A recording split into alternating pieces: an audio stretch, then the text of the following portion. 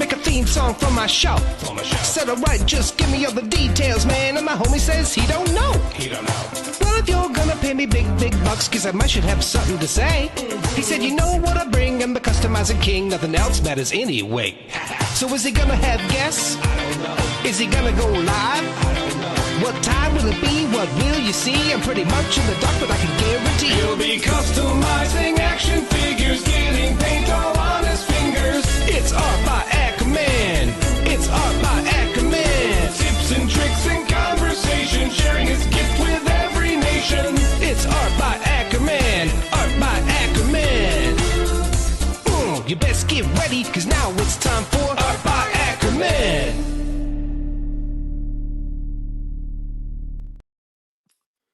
All right. Good afternoon, everybody. So I figured it was time to get back to doing some painting on the stream. It's been a bit since the last What's on My Desk, and I think the last one I did, I was working on sorting through Legion's parts, which just takes a long time. So that took a while, and then I was doing some traveling, and just haven't had a whole lot of time to paint. And when I have, my desk has been such a mess that I just didn't feel like recording anything because it would be a disaster. And today I just figured, hey, we'll just go live and see what happens. Hopefully it'll help me get my act together and get working. So let me know in the comments if you're hearing me okay. I think I've got this set up correctly. Let's see, I see Dub3 in the house, so appreciate that. I've got, let's see, Andy the Collector is here. Let's see, got I am TJ Williams. The H is silent, so and I think that's it for right now. So got some I'm goods. Yeah. So Jeremy Goier just dropped in. Appreciate you jumping in. So it's been a mess, and I've had like a bunch of kind of partially started on projects. And I usually try to keep as organized as I can. Sounding minty. All right. So like I've got a little notepad here with some like projects and kind of priorities and stuff, and things kind of jump around and everything. I've got this blocked off because this is top secret. Shut up. No, you can't see that. But yeah, try to keep it as organized as possible. But what happens is I end up like while I'm working on one project, I start on another, and I've got a bunch going. So I don't know. We'll see what I'm going to work on today. I know one thing for sure that I'm working on. I'll just pull up a little thing here. Maybe I think I got an overlay for it. Yeah. So this is my D&D character for not D&D, the Mythic role playing game, I should say, that we're testing for Four Horsemen Studios. So I am playing a Minotaur Gladiator, and kind of gave some prompts to Jordan and asked him to kind of put something together for me. This is what he came up with. So this is kind of what I'm basing my character off of. And then this is kind of the initial build that I put together for it. It's using, some 1.0 parts as well as some brute scale, with a My Action Figure Customs head. So yeah, just, little different there, make him a little bulkier up top. Didn't really skip leg day, but he's definitely more, stronger up at the top. So that's one thing that I'm working on. And then I've got a bunch of McFarlane stuff that I've got torn apart that I'm doing.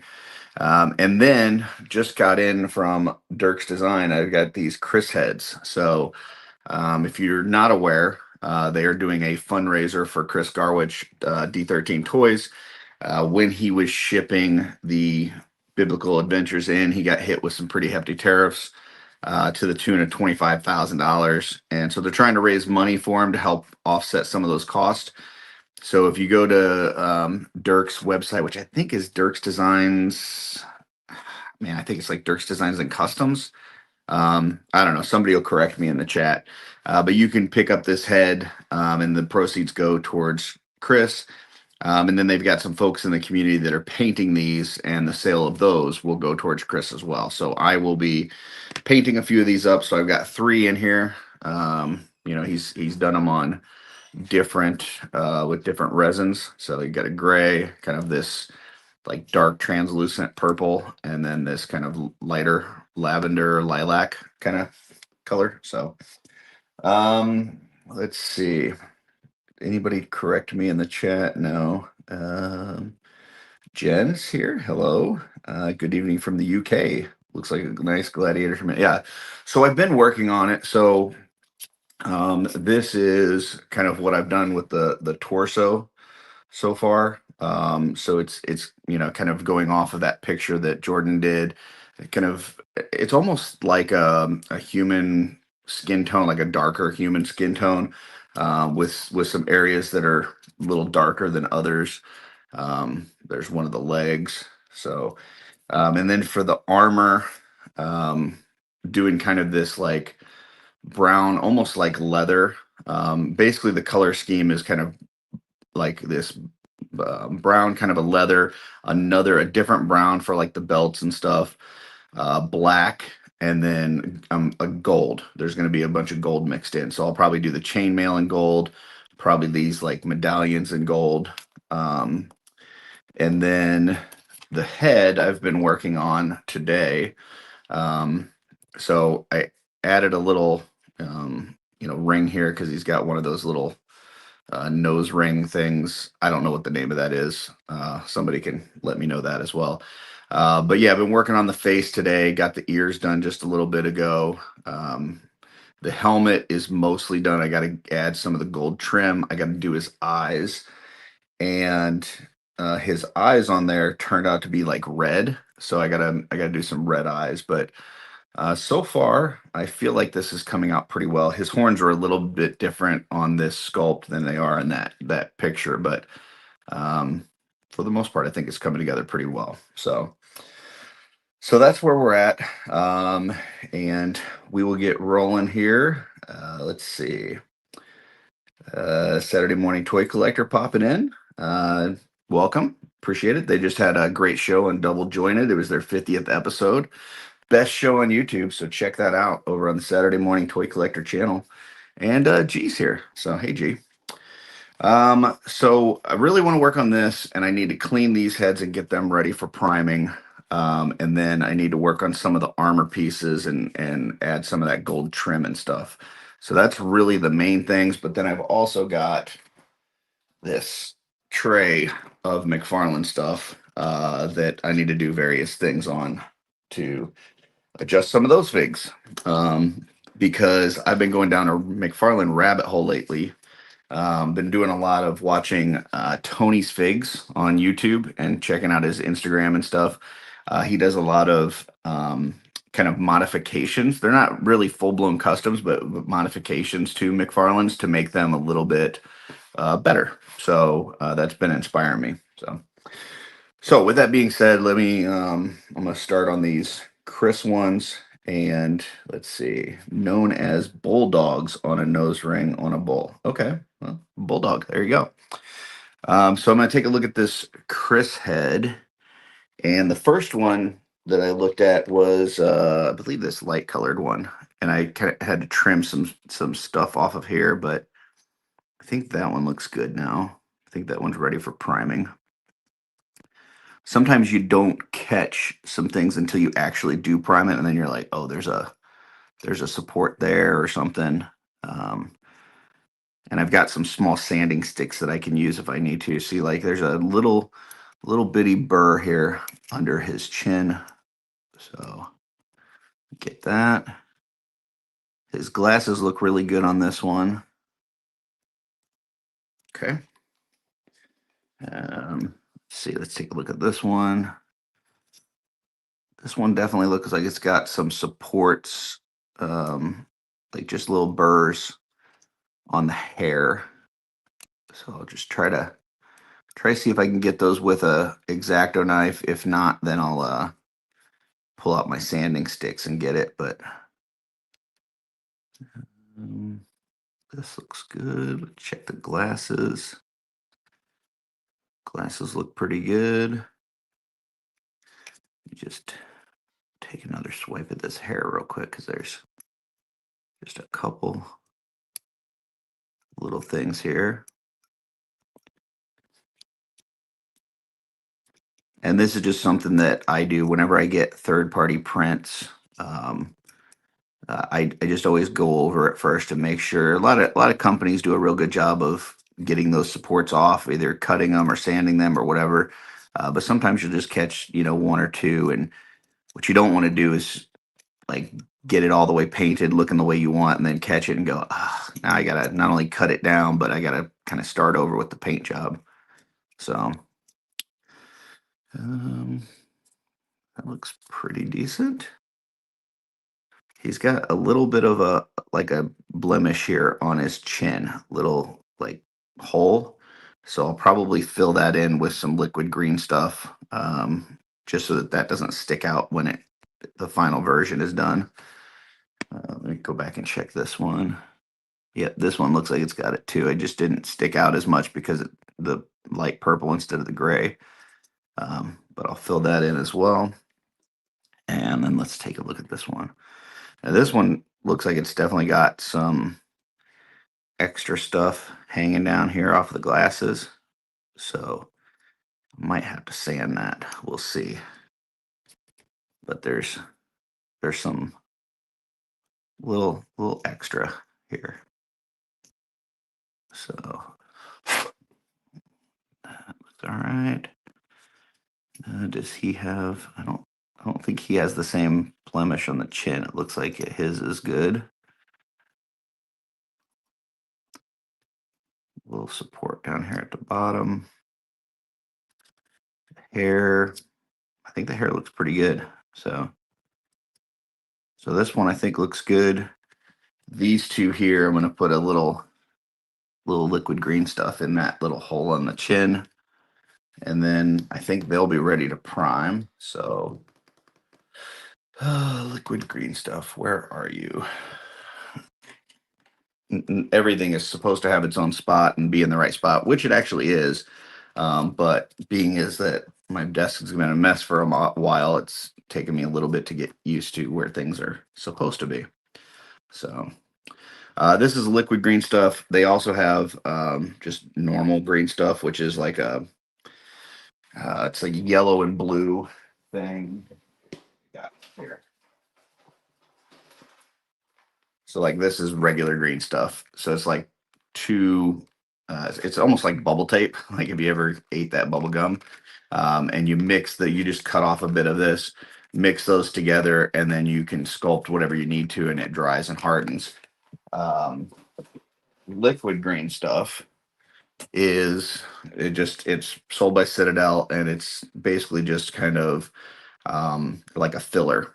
So you can just apply a little bit of this to a small area that you need to fill, let it dry, harden, and same thing. You can sand it, paint over it, all that kind of stuff. But that's more for like little things. You don't want to use this for like big projects.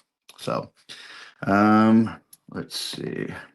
I am going to sometimes if it's a bigger area, I'll use like one of these like little sticks to apply it. But in this case, because it's so tiny, I may actually just use a paintbrush. So let me find a brush that's not amazing, because I don't want to use a good brush, but one that's got a good enough point that I can fill this in. So get some of this on here. And let me try to get my magnifier up here without getting it in your guys' view.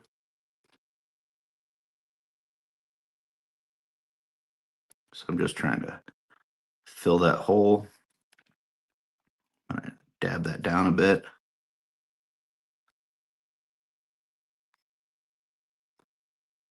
Because I don't want it to stand out. I just want it to fill that gap.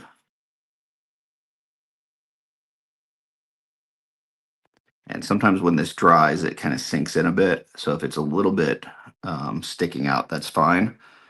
It'll just look like a pimple or something for now. and then I can always sand that down later.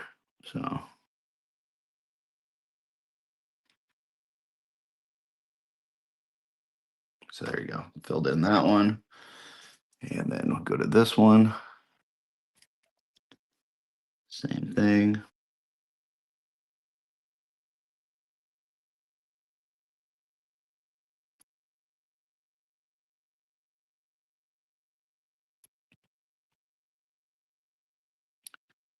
All right.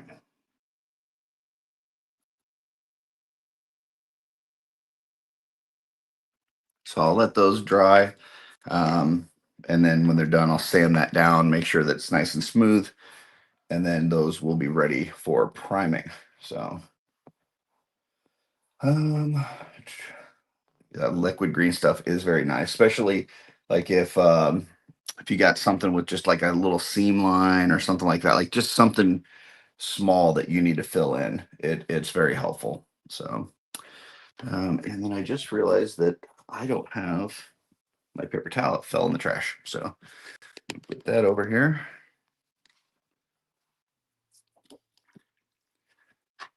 Okay. So now, this is kind of the, making sense of the noise thing that I was talking about in the title. And like, I'm bouncing around and it's very, I mean, first off, my brain is very scattered anyway.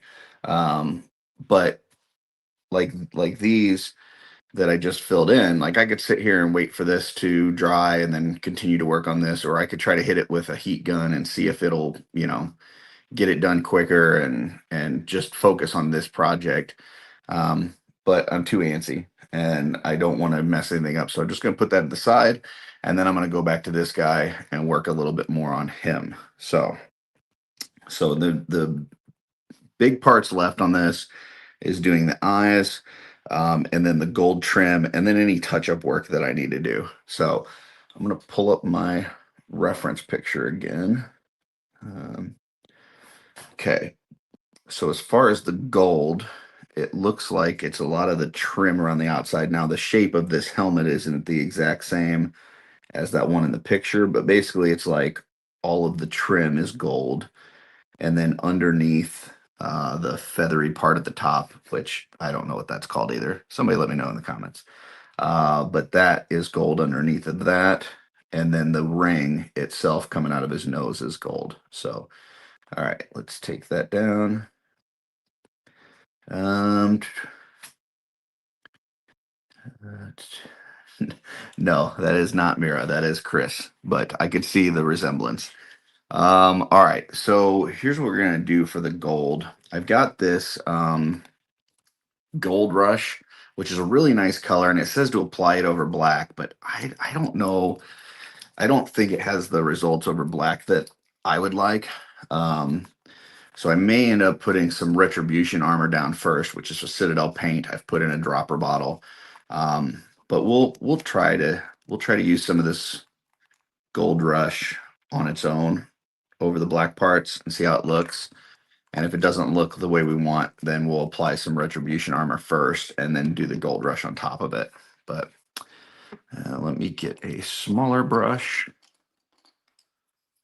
This is let's see, now let's use one of these. Um, we got here 10/0. That might be a little too small. Let's try what we got here. 5/0. Yeah, that'll probably work. All right. So this is a golden maple 5/0. A lot of the lettering has worn off at this point, but that's what this is. So I'm going to get some of this on here and we'll apply this on just like an edge piece. See how far I can get the magnifier right there. And we'll see how it looks without anything else underneath of it.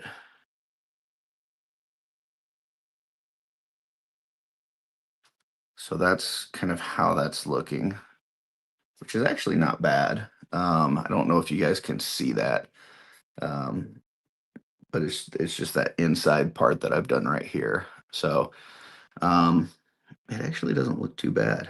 So let me try to do that first, and then if we need to do something different, we can. So let me continue to work with this.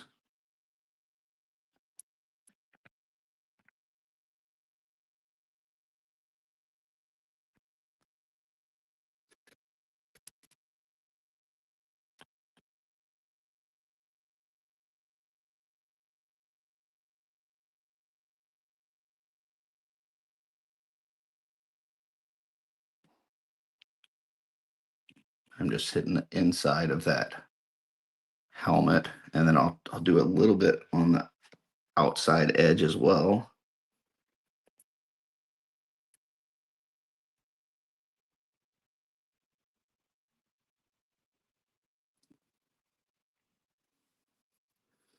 I guess I could always apply multiple layers if I need to, but so far I think that's looking pretty decent.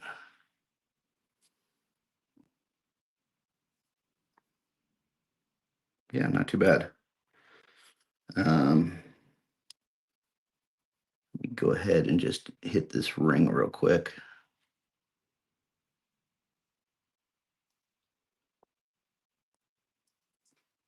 And this is an actual, just like a jewelry metal ring that I added on here because it was not part of the sculpt. So I just grabbed a really tiny one, opened it up, put it inside of his nose here, and then closed it back up. So I'll probably have to touch that up a little bit, but yeah, that's come together pretty nicely. Let's see if I can improve the lighting a little bit for you guys. I bring this a little bit closer. Bring that down. There we go.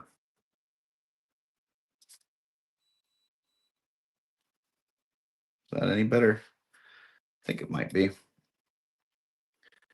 Let's see if this one goes up too. Yeah, that's as high as that goes. So, all right. Let's see. So we'll just keep working on the inside of the ridge on this helmet.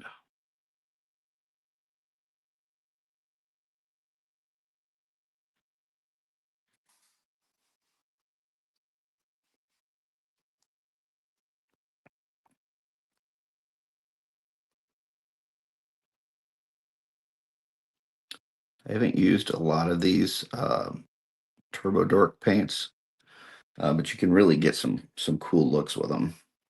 So, yeah, we'll go right there. All right.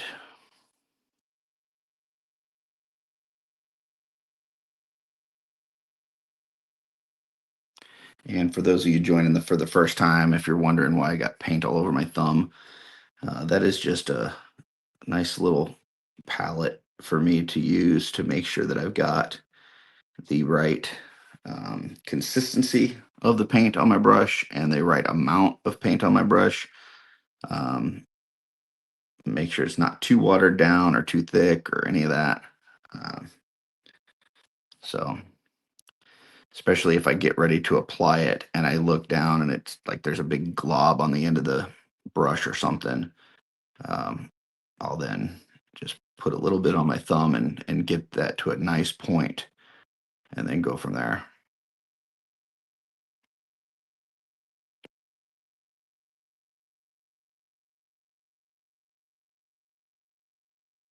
So it's coming along, coming along.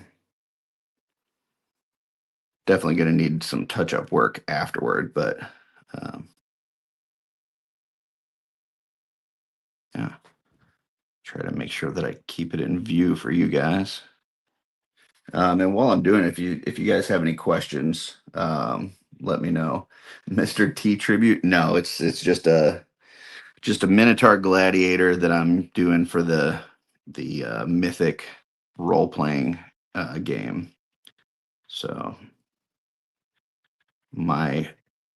there's certain things that we're allowed to talk about and not allowed to talk about for the game. So I'll have to be real careful. But what I can tell you is that my character's name is Kuranak Shivanti, And basically, his backstory is that he was, um, he was orphaned at a young age, and he was taken in by this like traveling entertainer, and um, they would go from town to town, just making money, entertaining folks, whether that's singing, dancing, fighting, whatever. Um, and one of the things was that the guy that he was traveling with, which is kind of like a father figure to him, they would do this kind of matador routine where he would charge at the guy would you know dodge out of the way and use some acrobatic moves and stuff and entertain the crowd, and they would really enjoy it. And so they did that and traveled um, several different towns doing that. And as they started to kind of cycle back through the same towns that they had already been to, the excitement kind of started to wear a little bit. And so they decided to switch up the roles, and basically the Minotaur became kind of the matador role, and he would say things and do things that would make the other guy kind of act like he was upset, angry, and the guy would angrily charge at him, and then the Minotaur is the one that would dodge and get out of the way and kind of make him look silly, and the people would laugh and have a good time. And um, so they, it just kind of fell into that role where it was like this reverse kind of matador and bull situation. And at some point his partner, father figure, whatever, decided to stop traveling and settle down, start a family. um, and so this my character Kornak had to um, kind of make it on his own. And so he continued to travel from town to town and entertain. But because he didn't have a partner, what he would do is he would, find somebody that he could kind of goad into a fight, that he could kind of talk into, having a duel, so to speak. Um, and while doing that, he would embarrass the person. He would make him look bad and make him look foolish, just like he did with his partner before. But these people weren't in on it, so obviously it didn't make them very happy. But the rest of the people super enjoyed it. Um, and at one point he kind of embarrassed the wrong person. It was a nobleman that had a lot of clout, we'll say.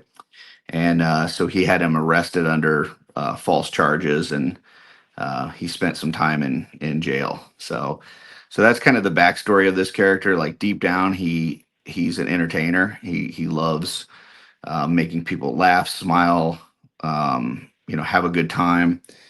But sometimes that may be at the expense of one person in the group. So um, anyway, it's a fun little backstory, and that's part of the um, I think the fun of playing D&D. It's not just what class you're playing or what race you're playing. Like it's like what's the motivation for the people? What's that backstory and their history.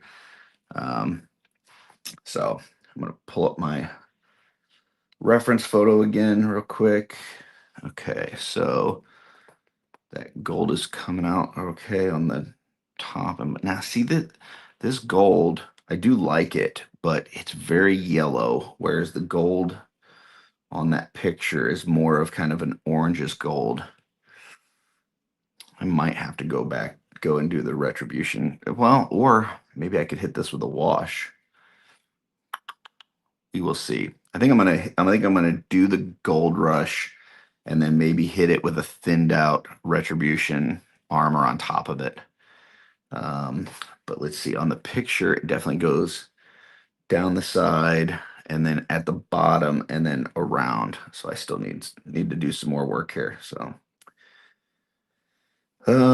all right. So we will go to the bottom of the helmet now and start working our way around.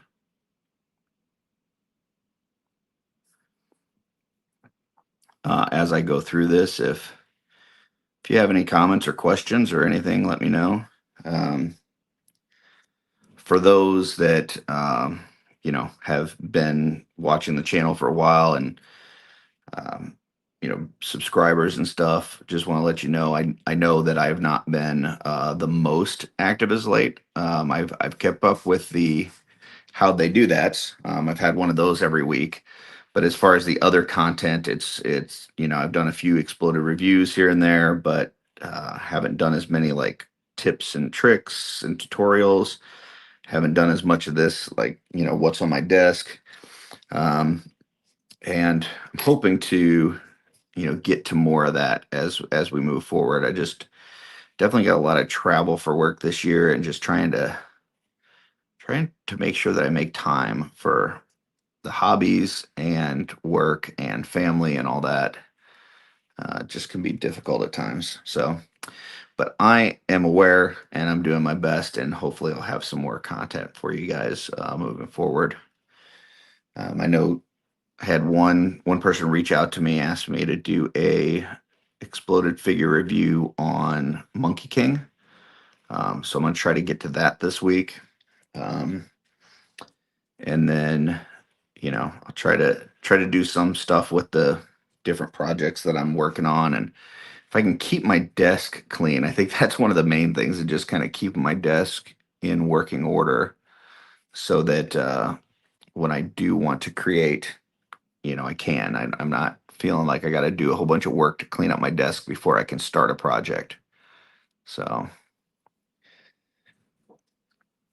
that's the other thing too, with like doing this is like a live stream is nice, because I got to set everything up. I got to set up the stream and stuff, but then afterwards, like, I don't have to do any editing or any of that. That stuff just takes forever. And then uploading videos, because really what you got to do is you got to, like, when I'm recording one, you got to record the different parts. You got to splice it together, make sure there's no problems and all that kind of thing. Then you've got to uh, upload upload it to the photo, like the editing tool that you're using, so that you can edit it. Then you have to upload it from there to YouTube. Then you got to do everything on the channel as far as setting that up. So it's just a lot of extra work. But with a live stream like this, it's really just you do the initial setup, turn on the camera, and then go from there. So the lives are definitely a lot easier than the pre-recorded stuff. But I understand there's some of the pre-recorded stuff you guys are really interested in. So I will do my best to make time for that as well. So, all right. So that's pretty much the first layer of that, um, going around the trim. Let's pull this back up again. Okay, so once again, I don't have the exact same helmet on here as the one in the picture, but I think this is looking pretty good. It's just a little too yellow, so I'm definitely going to have to hit it with something else. But um, okay, that'll work for right now. Let that dry for a little bit. So let me start on one of the other armor parts. So this is the lower leg. I've got the hooves here. I think the hooves are pretty much done. On the lower leg, definitely want to add some gold trim around here. So go ahead and get working on that. Throw the comments back up in case you guys have anything. Greg, new to Mythic, says pre-record is a lot of extra work and delayed gratification. Yeah, for sure. Um, there's certain things that you really need to do pre-recorded on, like reviews or something like that. Even the how they do that and stuff. But anytime I can do it live, that's the best. That's the preferred method for me anyway. So now this one's got these little buckles and stuff on the straps, and I'm going to try to do gold on there as well. But on that, I may not go back over it with the retribution armor. I may leave that this kind of lighter gold color. But so I'm just kind of working through some of this.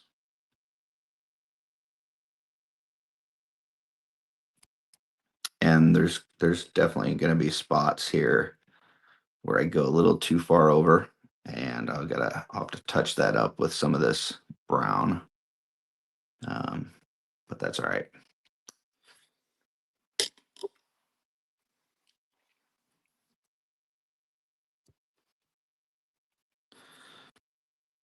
Mhm.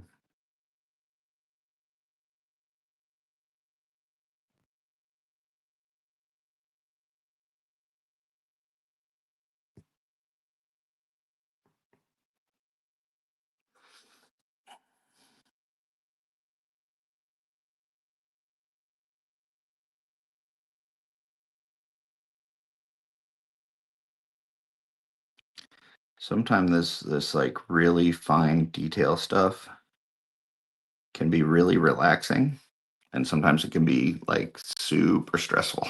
So just kind of depends on how it's going for you, and if if things are going your way, or if you're running into problems and stuff.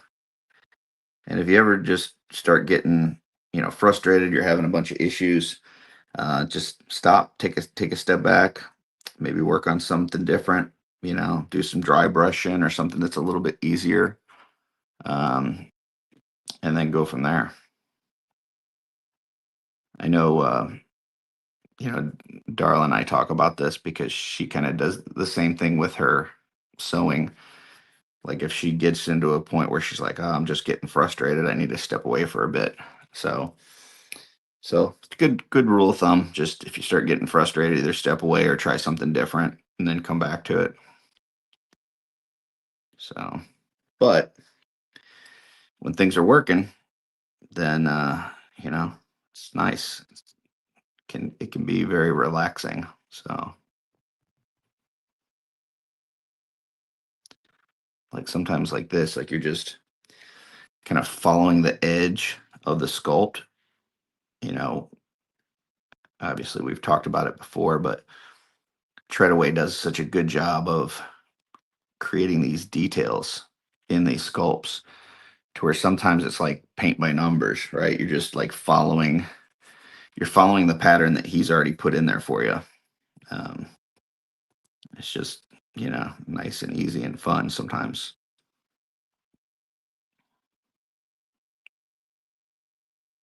till you start making some mistakes and you start getting frustrated. So, doo-doo.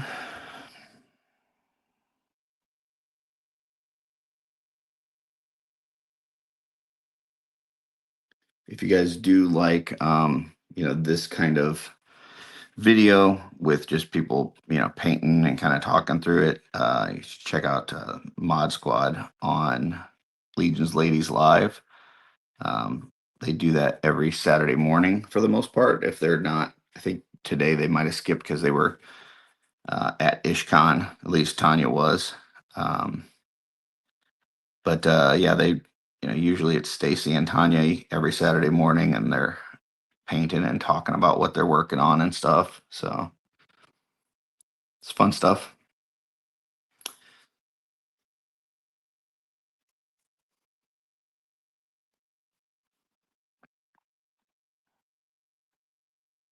It's a little bit too much there.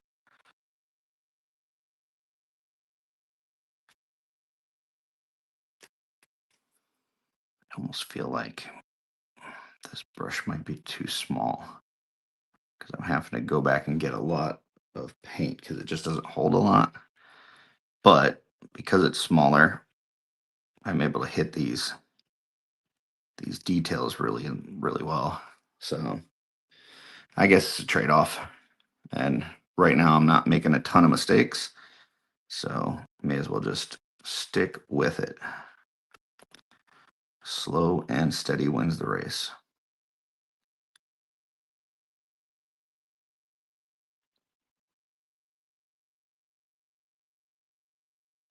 So yeah, definitely got some on that the strap for that buckle there. So I'll have to go back and touch that up, but that's all right. Mhm.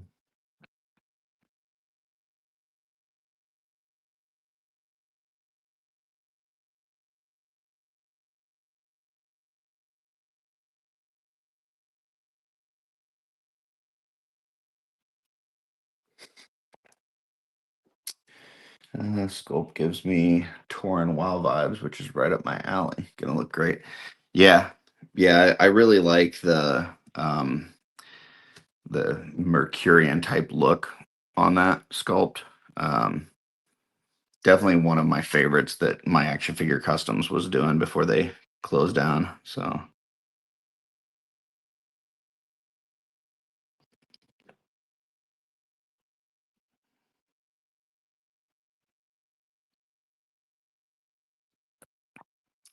like anthropomorphic characters are always kind of cool, but if it's just like a like a wolf head or a tiger head or a bull head with nothing else, like it's like okay, well you just put an animal head on a human body.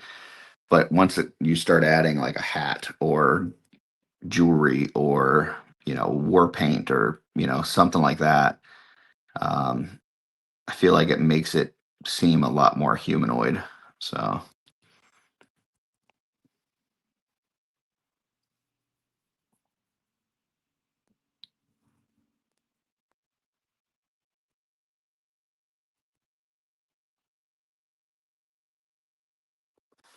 that's why when Jordan came up with this look for this one where it had you know the the fin on the top. Once again, still don't know what that's called, the feathery fin thing. So let me know. Um, and then that he's got like the paint like coming down from his eyes. So like this, like the black paint and then the red eyes. Like I don't know, he just looks super fierce there. So um, great shame MAFC and PDT soon as well. Yeah. I don't know. I mean, yeah, I mean it's always nice having more 3D parts out there, but the fact that both of those guys went on to do like their own toy lines and stuff, I think that's cool. That's awesome. Like that you start out making parts for another toy line and it leads into you being able to make your own creations. Like it, I don't know. I think that's really cool for them. So, and somebody else will step up. I mean, first off, Wolf King always does an amazing job. Like they're the alpha and omega of 3D parts companies for legions. But also there's so many upstarts and little guys doing stuff from their house and stuff and dabbling into sculpting and doing some printing and um so I think it opens the door for some of those folks. Um, your Dirk's designs and people like that. Um, so yeah, pluses and minuses, but good for those folks to be able to like parlay, a side hustle into like a full blown toy line and living your dream. So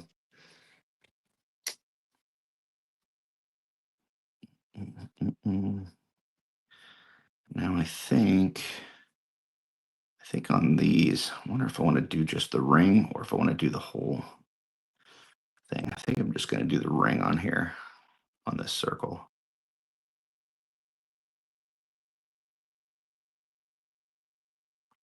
And I'm probably going to have to touch it up, but just try to stick to the outside part. Maybe do the center as well.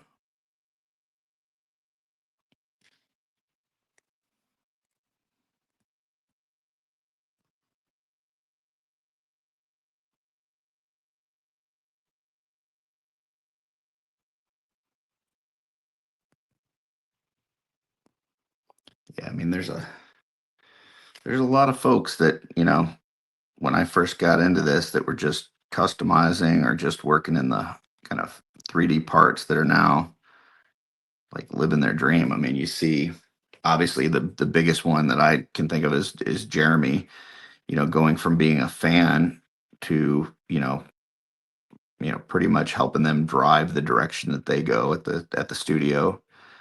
Um, you got David Williams working for them now. You got Eric Miller working for them now. You got Nikki, who was customizing Legions early on, is now working for Savage Crucible. Um, so yeah, I mean, it's just all these folks that kind of started off with this hobby are kind of parlaying it into living their best life. So that's cool. Love that.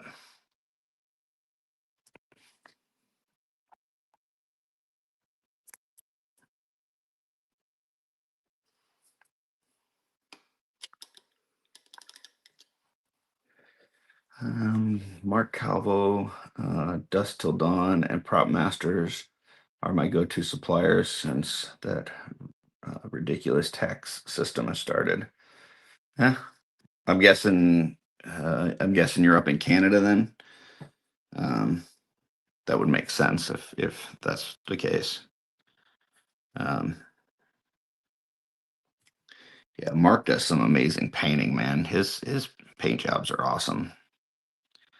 I definitely need to get with him on doing a how they do that recording, because man, he does some great paint work. So as far as parts companies go, I am definitely always going to be partial to Wolf King, because just Len has just been so amazing to me and many others over the years, like helping to get people started and showing their work. And um, yeah, he's just a great dude, and I love Len. So if people accuse me of being biased, they are 100% right. I am definitely biased, because when I was locked up with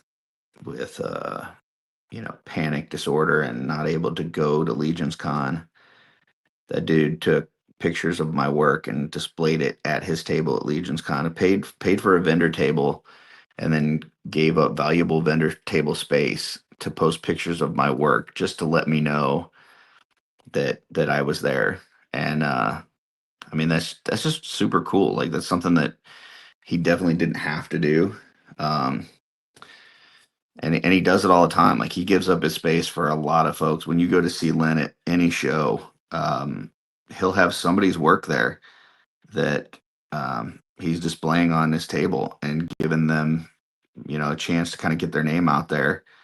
And he's not charging them for space. He's not, getting anything out of it. It's just him being a cool dude. So that means I'll always be partial to that dude. So, but there's definitely some folks out there doing some awesome stuff across the industry.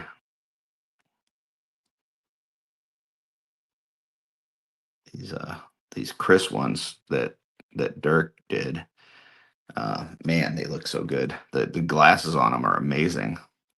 So can't wait to paint these. So all right, definitely some cleanup work to do on this. I wonder if I should do this bottom and top lip up here. I think I am. But yeah, I'll definitely need to do some cleanup on this, because I see some spots where I went over. Let's see. Thank you for all you do for the community, Curtis. Your streams add so much to the community. I appreciate that, J Mac. That means a lot. Like, this, the whole idea with my channel was really just to create a space where people can go to learn about customizing. Learn from it's part of the reason why the consistent content that I've had, the one that I've definitely made sure to get to every week, is this how they do that, because I think it's important for people to hear from different artists in the community about how they do their work, because I think that's how you inspire others, right? And um, anything that I can do on this channel to try to help one more person pick up a paintbrush, or start customizing again if they've stopped, or whatever. Like, this hobby has given me so much in terms of just friendships and mental health, and just improved life, that if I can help somebody else get started in this hobby or to continue this hobby, that's what it's about for me. So, like, all these folks that are able to kind of parlay their work, whether it's painting, sculpting, whatever, into um, like an actual business and stuff, that's awesome. That's never really going to be my goal. My goal is really just to help others, just help inspire others and keep them going, you know. So if I can do that, that's great. And I've had several people reach out to me and say, hey, I started painting because of this, or I hadn't painted in several years and I picked up a paintbrush again because I saw your video on X, Y, or Z. And dude, that's like the best feeling in the world. So I just I don't want to get too philosophical here, but I think, just like, you want to leave the world a little bit better for you being in it, right? Like that, like the ultimately you brought more joy than you brought heartache while you were here on this earth. So that's definitely my goal. And hopefully I'm doing pretty well at that. We'll see. I guess we'll see when it's all said and done. So, but yep. At the same time, I know that I'm not for everybody. Some people are definitely not Curtis people, but it's all right. It's all right. I don't have to be. Not everybody has to like you. So G says Wolf King Lynn is the man. That's true. Man Walk Talk says Mark's a legend. I'm scared to order from Wolf King now due to the tariff. I'd love to order some of Lynn's work. I think I don't know what the tariffs are like to Canada. Yeah, I'm not sure. I know some of that China stuff has died down a little bit, but I'm not sure what the Canada, like, to and from looks like. G says, for sure, Curtis has helped me and my family out so much through these videos. Dude, that means so much to me, G. I love seeing what you and your family are doing. Like, it's really awesome. So yeah, I can't wait to talk to you guys on shooting the shelf in a couple weeks. I think that's gonna be a lot of fun. Uh, all right. We'll see. Try to start working on this one, but my hand was kind of cramping up on that last one. So we'll see how long I can do this. Like, so I've got these little sticks, and it's just these here that I've just cut up into pieces, put blue tack on them, and I use them to hold these pieces, so that I can hold this without like touching any of the painted areas while I'm painting it. But sometimes, like, it does get a little, like, just squeezing this tight area for a period of time, it does kind of get your hand cramped up. So I do like these. If you guys have not seen these, or you don't have these are they're called NECA headstands, and they sell them in a 3-pack.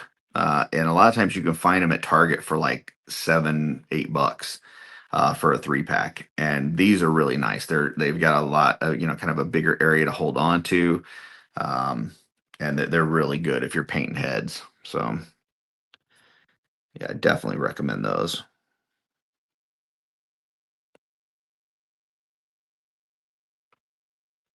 I'll try to, if I can remember, I'll try to find a link for it and put it here afterwards in the description. But that said, if you buy them online, you're probably going to pay a lot more than if you find them at Target. So I've seen people online selling them for like $20 for a set of 3. I need to try to keep this out more in front. Sorry. Um, Whereas at Target, you're talking like $7 or so, $7, $8. So I would definitely try to hit your Target area up. Uh, they're usually in that like collector spot, like with all the NECA and the oh what are the ones with the Halloween costumes? I can't remember what that line is called, but with those in that area. So in the collector spots, collectors corners, whatever. So but yeah, NECA headstands, they rock. They're awesome. They're also nice for like if you actually like buy a painted head from somebody and you don't have a body right away to put it on. It's a nice way to just kind of display it until you can find the right body to use.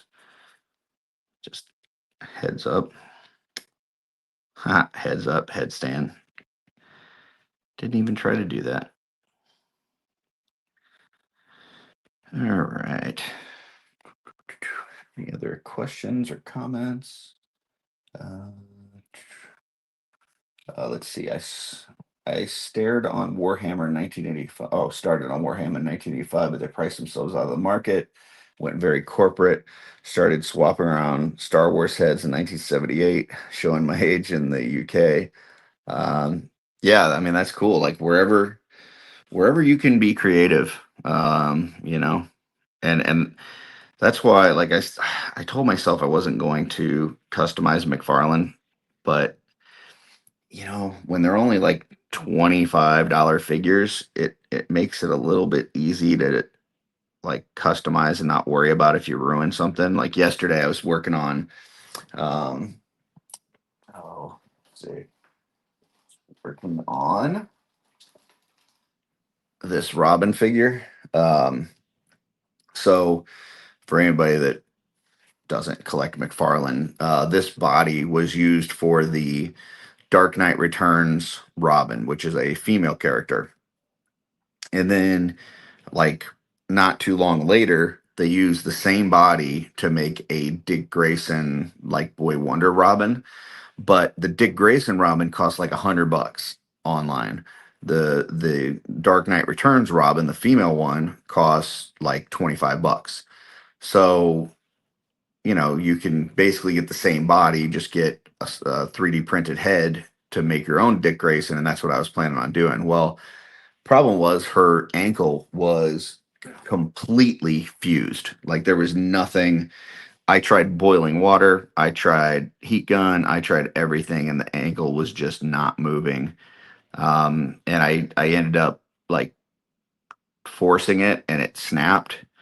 But even after I snapped it, I worked on it to see like, was there a way for me to get this to work? And there was just no way. It was just never going to work. So I had to go out and buy another one. But still, even at that, like two $25 figures is still cheaper than $100 figure that's got the exact same sculpt. So that's, I hear what you're saying about the pricing themselves out of the market because like if you can get it at a cheap price, then you don't worry as much when something doesn't go your way when you're customizing it. So it's not as bad. It's also why I tend to, try to, when I'm using bodies for customizing for legions, I lean towards legion builders if I can, because it's just cheaper, right? Um, like I'm going to try not to use like a figure obscura unless I absolutely have to, or like the Dark Four. Like they've got some great parts. I love the torso that Poxus has on him. Um, but I'm not going to buy a $70 Poxus to tear it apart unless I absolutely have to. So yeah. Anywho, um, that's a wood elf right there with a lot of imagination.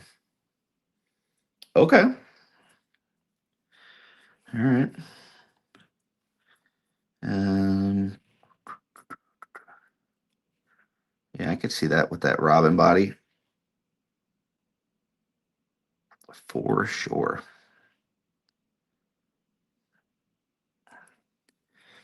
I also picked up a Green Arrow figure when I was in California. That's not a figure that I would want in my collection, but it had parts that I can use to make the Green Arrow that I actually want. So, um, yeah, like I said, I didn't go in to McFarlane intending to customize them, but when they're as cheap as they are, it's like, well, may as well kind of make them look the way that I want them to, right? So we'll see if William Husted jumps in here, he'll tell me how he can't get past the pins on the arms and legs on the McFarlane figures. That's usually his go-to. But I tell you what, for a $25, you know, retail line type figure, if it has pins in it, I'm okay with that. If it was, $100, $120 import and it had pins, I might have a problem with that. But for a $25 retail figure, yeah, you can go ahead and put the pins. That's okay. I can overlook it.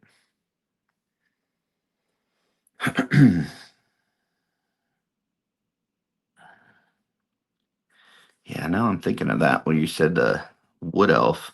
Since I had to buy another Robin body because of the ankles, I could maybe reuse that torso for something else in Legions. So that's a good call. Because now I'm gonna have two of those bodies, and I only need one. So we will see. What'll probably end up happening is it's gonna end up with a pile of other parts and projects that I intend to get to, but I never do. So that's the more likely scenario.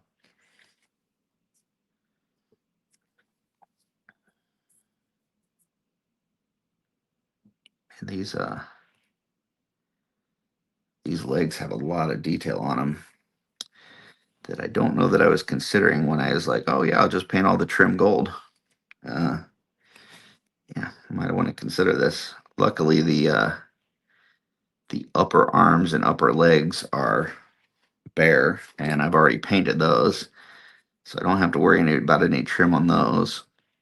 So after these lower legs, it's really just the waist piece, and then I'll have to I think there might be a little bit on the lower arms that I'll have to do, but yeah, it's all right. It's all right. And I can see it's some of my trim work is starting to get a little bit more sloppy, which, it's not the end of the world because I can always cover it up when I go back through. Um, but I don't want to create a whole bunch of extra work for myself either. So, all right.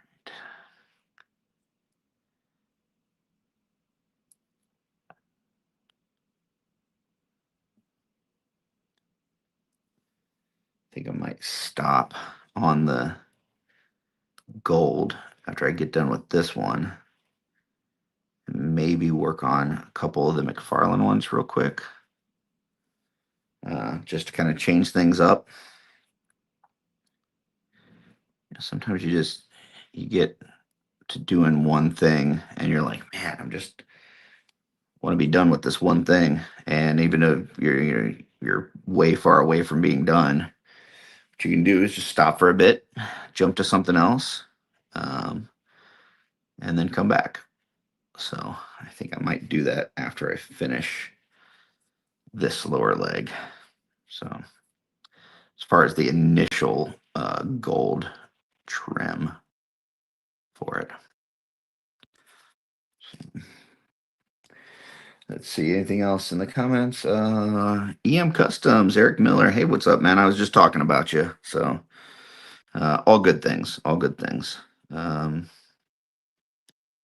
just happy for you, able to, work with the studio and, uh, live your best life, man. You do some awesome work. So, we still need to do how they do that with you too. I know early on when I was getting started with that, you were busy. Um, but yeah, we should get one together here in the near future.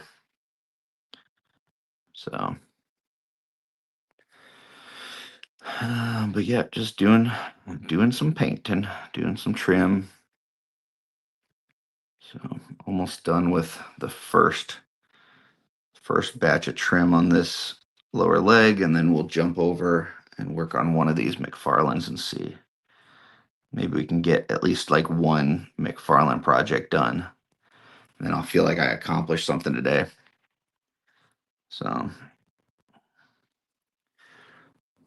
that's the other thing with like when you've got these big full repaint projects, like if it's gonna go across, multiple days or weeks or whatever, um, it's hard to finish the day with a sense of accomplishment when the figure isn't done yet.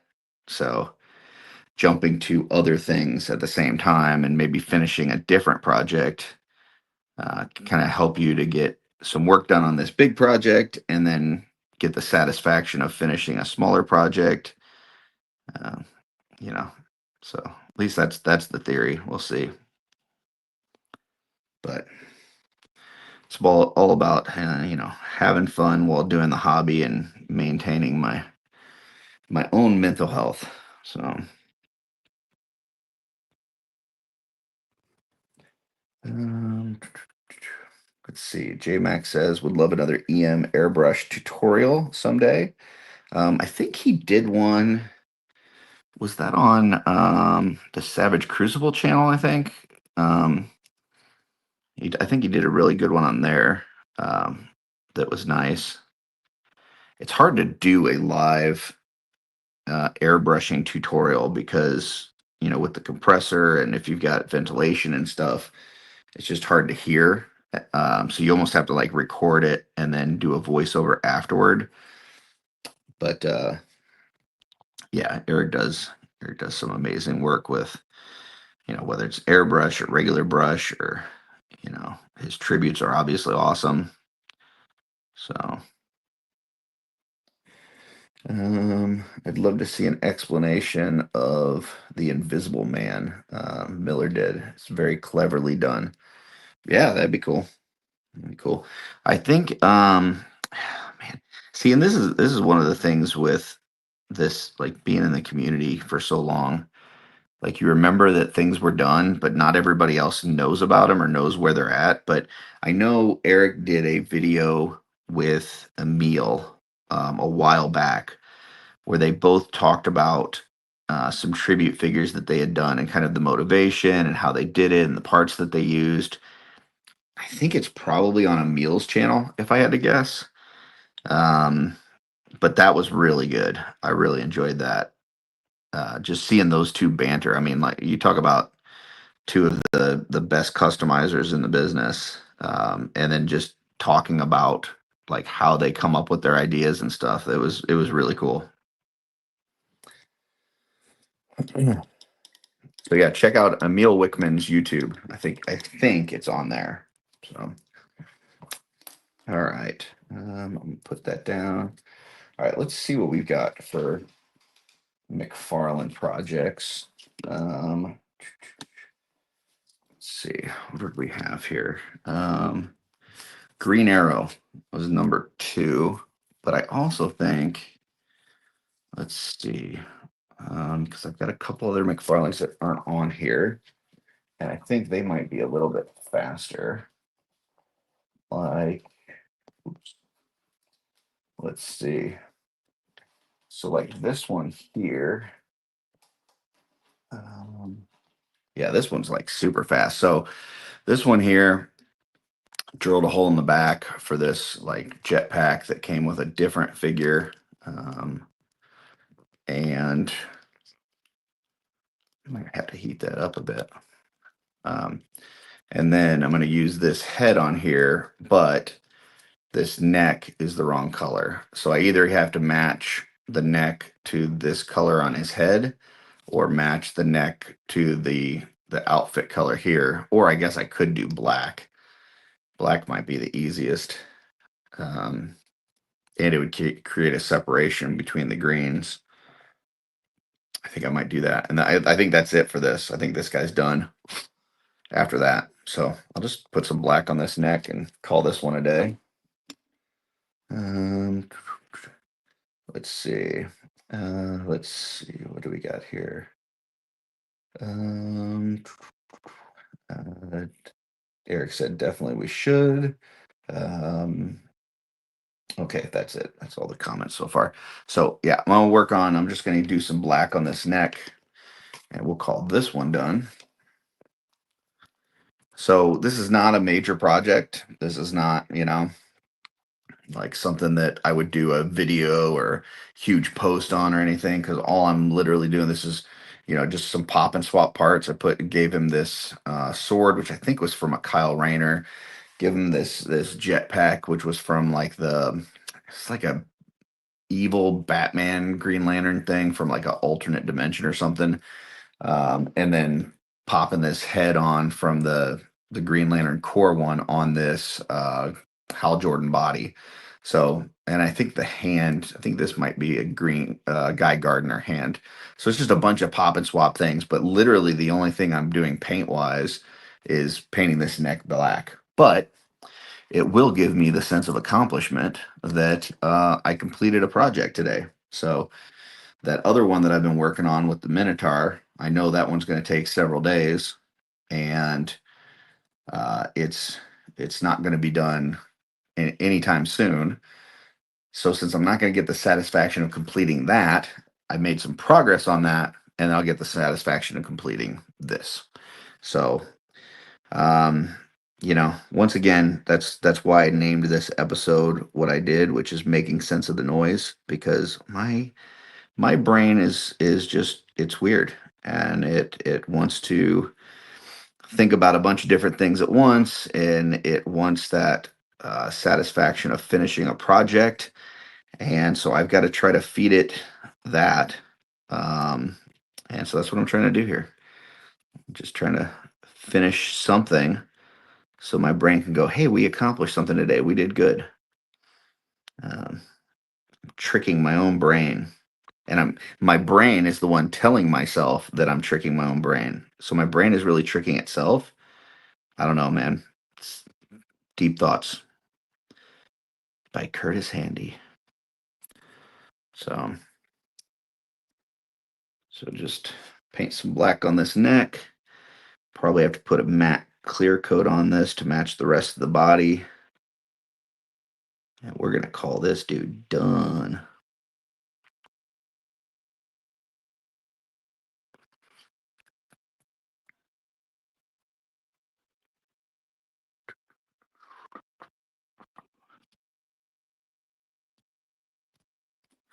Try to get a nice clean line here.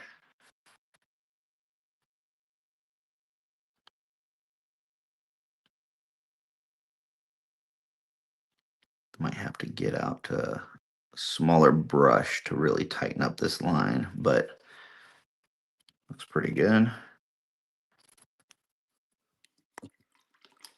Get the heat gun out real quick.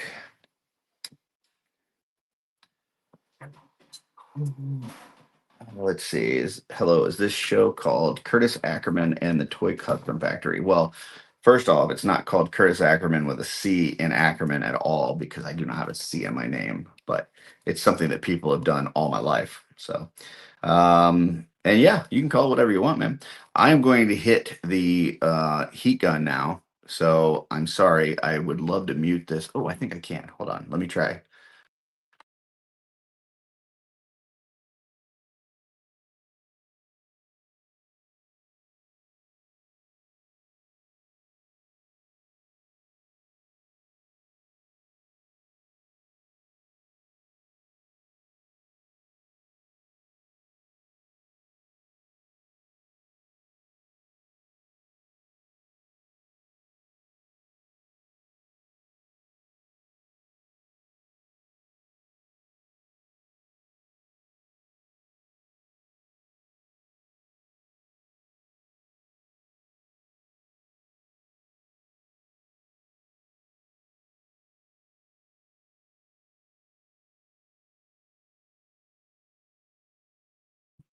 All right. Let me know if you were able to hear that heat gun or not. I think I was able to mute it.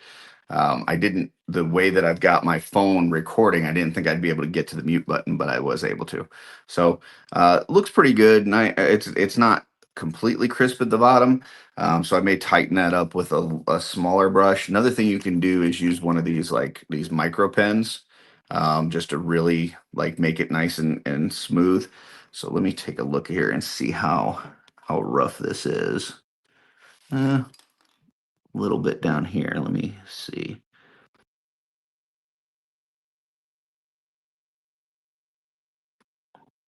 Now this is not, the plastic is not taking the micro pen super well. So Legions definitely do, but this for some reason is not.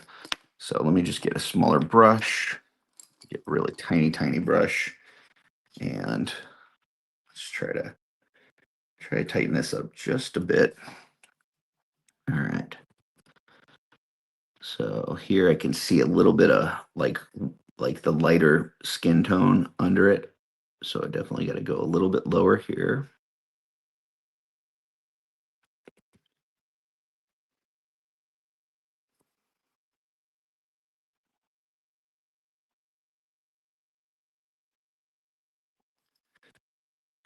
I just want to try to get a nice crisp line right here at the bottom. Trying to get a smooth stroke. There we go. So just want to try to avoid like dabbing and more go like in a smooth stroke across. Dude, put your arm down for a second. So he's getting his arm in my way.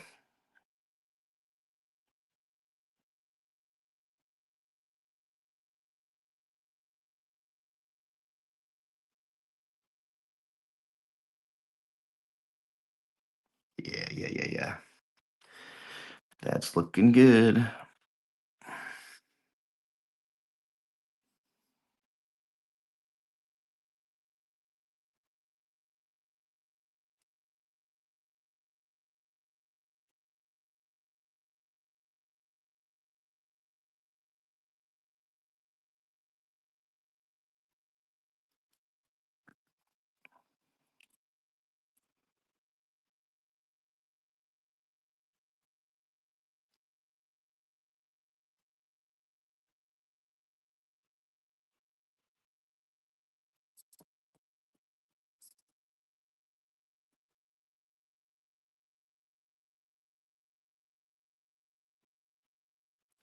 Okay. I think we got that done nice. Got some other parts on here that I can see some of the lighter coming through.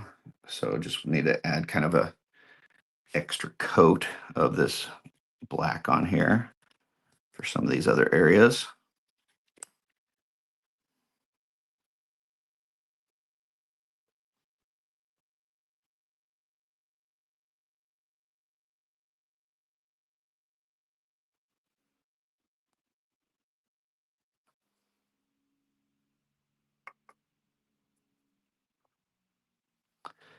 All right.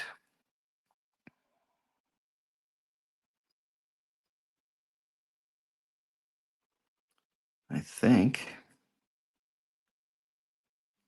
we're going to call that good.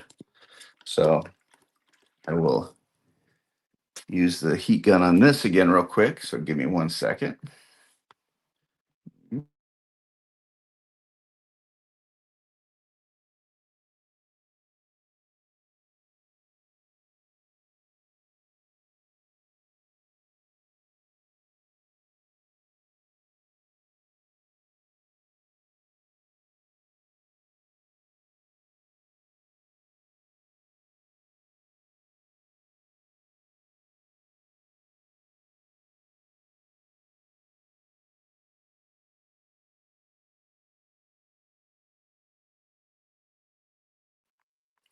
All right. So only thing left to do on this is to clear coat it, but I got to go outside for that. So I'm not gonna not going to abandon you guys and go do that, but basically, I'll clear coat that, and then we will throw this head back on here, and that's kind of what that guy's going to look like. So, oh, and his jetpack. Don't forget the jetpack. So, um, yeah, there we go. So jetpack and head, and let's get him pointing better. Get a little sword over his head. Yeah, that'll look pretty good, I think. So just trying to create some different looks for the Green Lantern. So yep. So we're gonna call that one pretty much done. Just got to do the clear coat, but we'll do that later. All right. Let's see.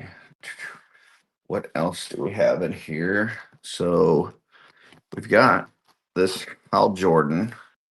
And really, I think the only thing we have to do with him is paint his trunks black. Pretty sure. Let me see. Oh no, I think he's done because I already switched him to the green trunks. He had the ones that were half black. Oh, I was supposed to paint his neck. That's what I was supposed to do in this guy because he's got the green neck, and we want it to be more closer to that skin tone. So let's see, what kind of skin tone do we think we need? I think Kislev. Oops, I think Kislev is going to be a little too dark. Wraithbone is going to be a little too light. Uh, Flayed One Flesh, maybe somewhere between Kislev and that. So so I'm gonna pop off his head, and we're going to carefully try to paint his neck. Um, so let me start with a Kislev.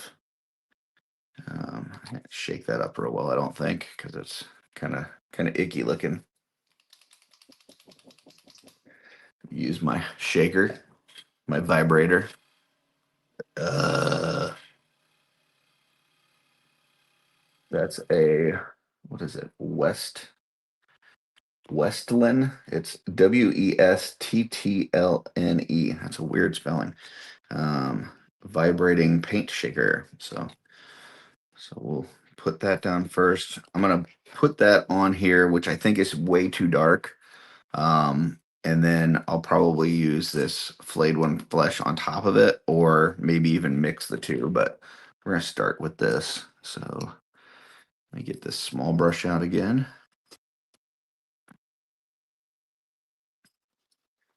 And we don't need your lantern. We'll take your lantern away. All right. In fact, I don't even know if I want your arms. For sure. Yeah. Take your arms off too.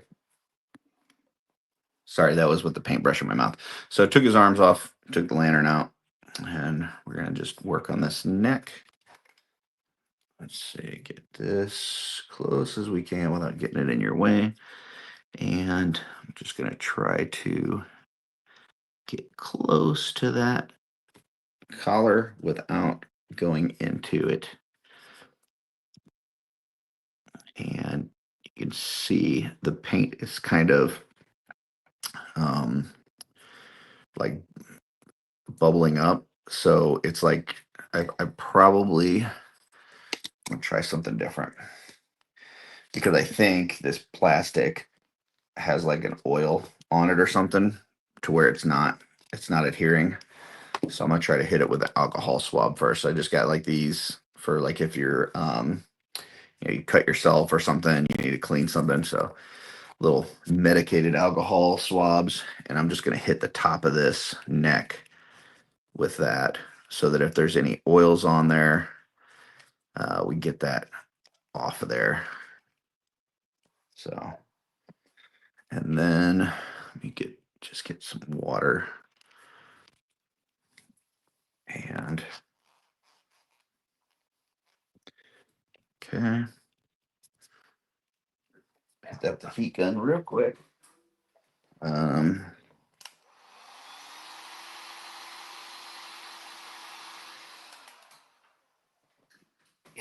Eric, that's a good question. I don't know why Hal Jordan is so pale, but he is.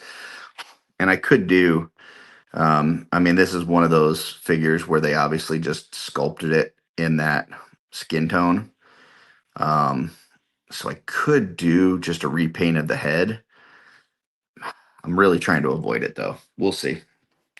We'll see. If I don't like it afterwards and I need to repaint the whole head, I can. But right now I'm just trying to get the neck, getting the neck to look skin tone, and then we'll go from there.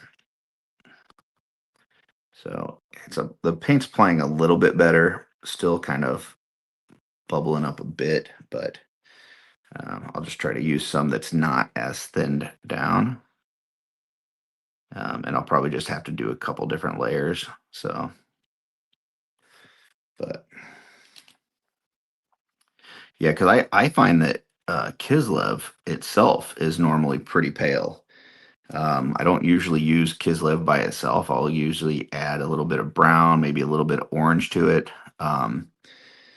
And his skin tone is even lighter than that. So yeah, he's super pale. He needs some sun. Hal Jordan needs to get some sun. So this is the Green Lantern core body, the one that we looked at before.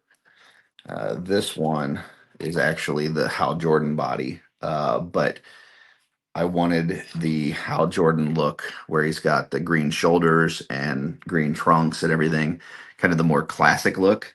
Um, so that's why I'm using this body here and kind of making some adjustments. And everything that I'm doing on this figure, I picked up from Tony's Figs.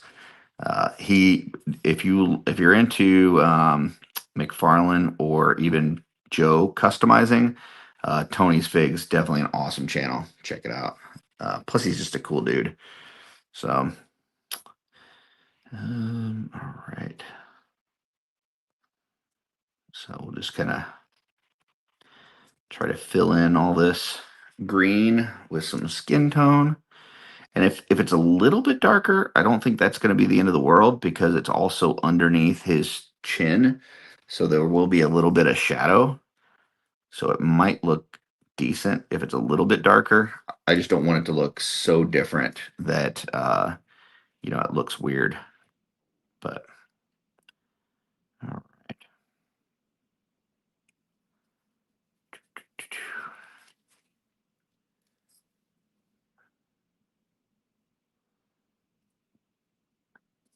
Okay.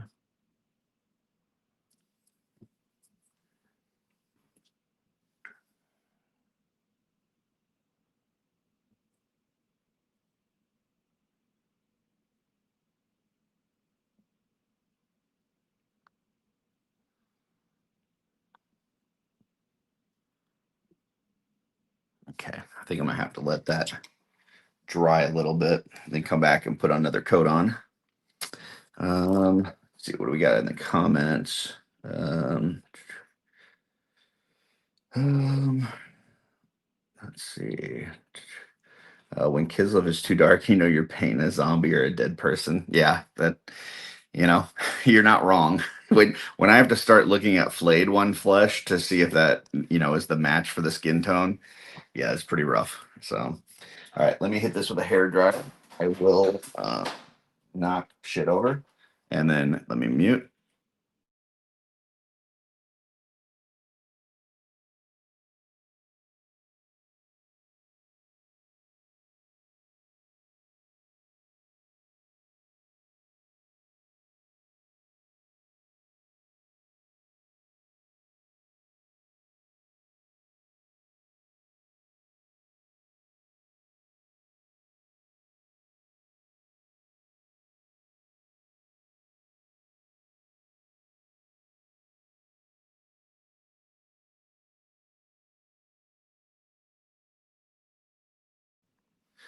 All right, go ahead and put another coat on here. I don't need that big of a brush. That's a number 2. Let's go to a 0. Go with a 0 brush.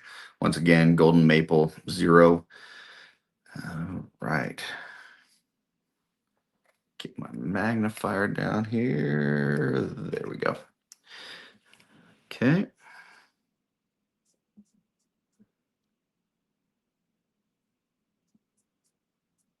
I've already got the edges near the green kind of in good shape. So now I can go to a little bit bigger brush and kind of make sure I got a good second coat on here. You know, make sure that green's not showing through. And then we'll take a look and see how the color is looking.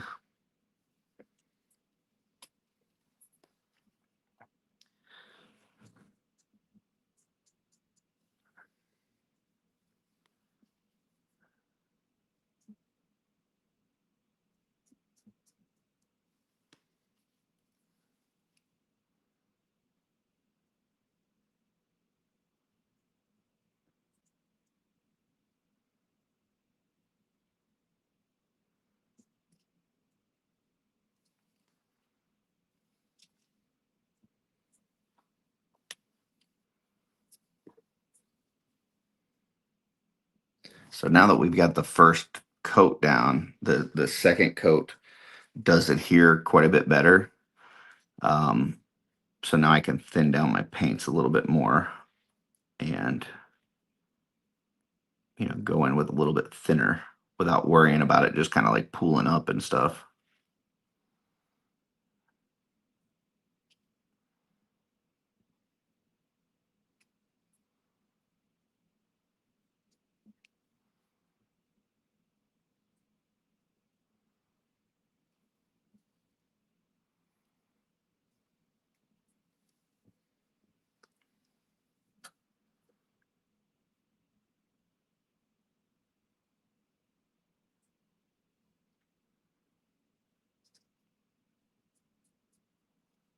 Okay. All right. So that's pretty good coverage. Now let's take a look at that head. Just kind of look. It's not terrible. I mean, it's definitely darker, but once again, it's underneath of his chin. So I don't know that it's the end of the world, but I am gonna try to mix some of this flayed one flesh in with this and just lighten it up a little bit. Let me use my vibrator. Hold on. Brr. Westland with two T's and no vowels after the T's. All right. Shook that up pretty good. Let's see. There we go. All right. We will go back to the 0 and let's see. Let's take some of this, throw this up here. Mix these two together. I think I need to lighten that up a bit.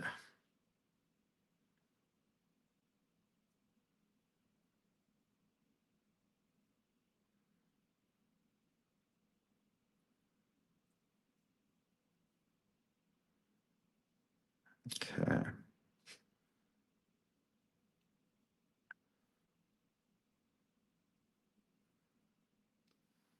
Okay, I think we're going to try that.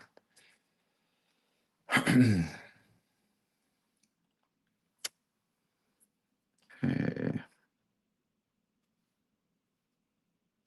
Get a little water over here. Thin this down nice.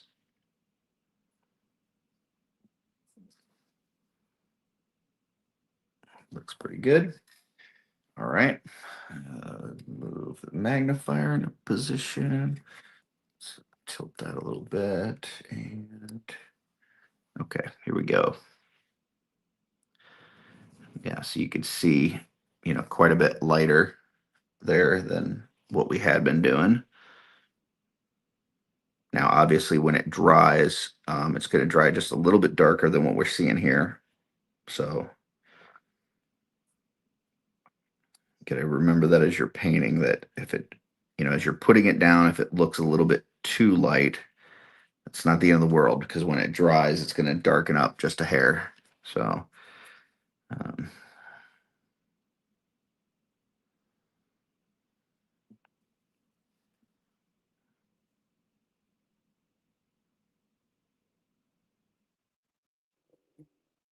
okay.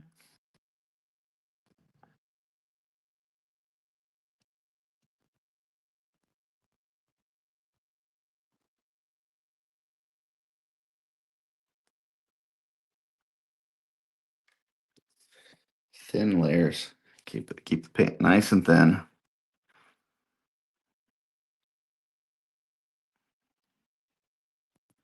Thin is always good, but especially for skin tones. Like skin tones, you're better off doing a lot of thin layers than just a few thick layers. You don't want it looking clumpy, and you don't want to see like brush strokes and stuff. So thinner the better. I've heard a lot of people say like the consistency of milk.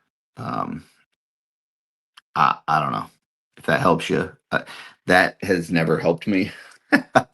But if that phrase or terminology helps you to paint better, then I'll pass it on just because it's something I've heard a lot. But that's never. I don't know that that's really ever assisted me at all when I'm thinning my paints. I don't think I've ever thinned it down to a level where I go, oh, that's what they're talking about. Milk. So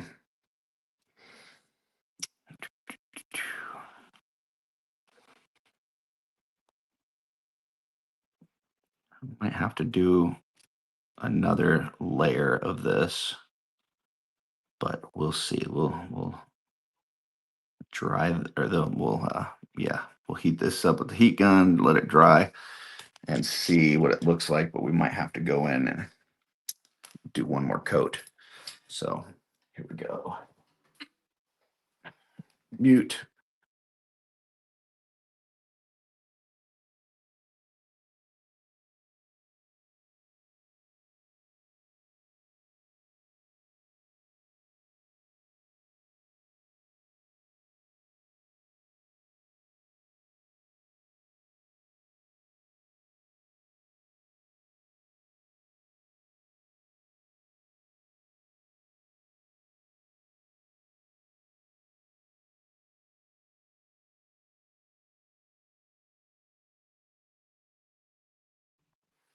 All right, so I'm definitely going to do another coat on this, but let's take a look at the skin tone.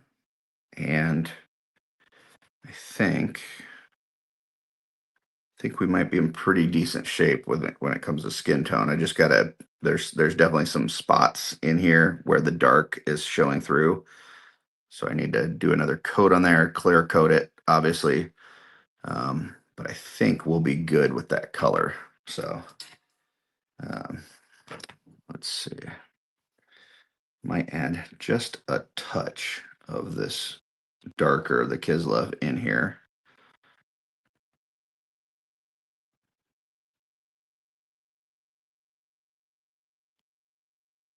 There we go. I think that should be good.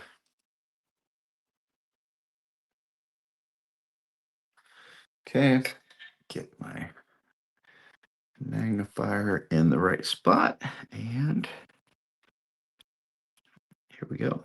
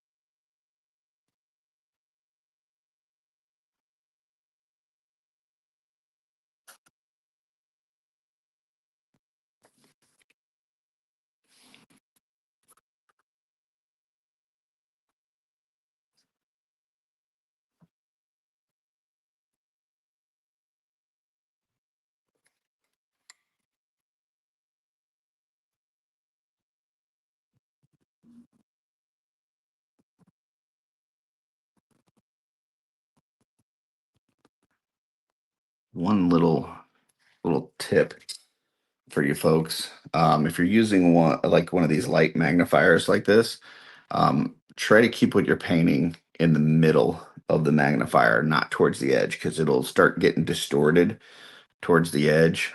So just, that was something that I was just kind of messing up and getting it closer to the edge, and it was making me kind of mess up some of my brush strokes.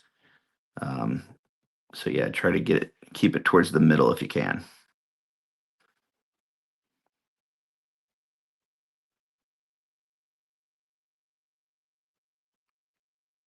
Okay.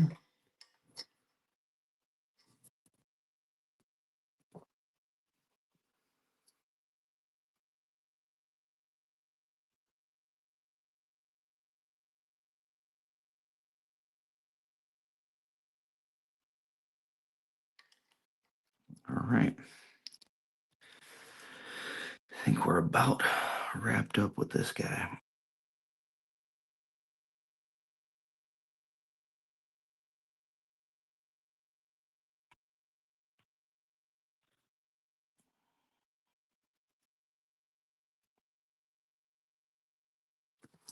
All right. I think we're probably going to call that good. Let's see. Hit it with the heat gun one more time. Hold on. Make sure I got my brush pretty clean before I do that. Looks like you got a little towards the end here. Don't want that paint sitting in there and messing up the brush.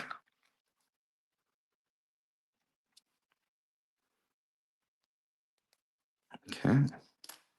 Hit the heat gun.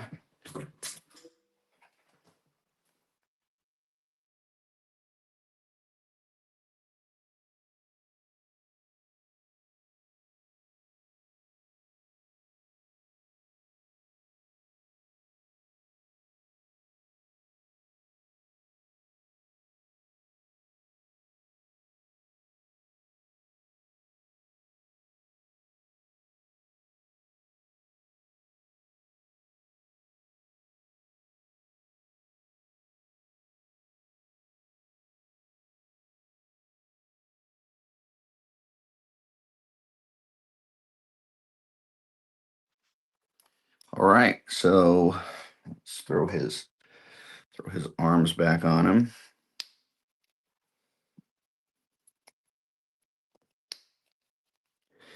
Even give him his lantern.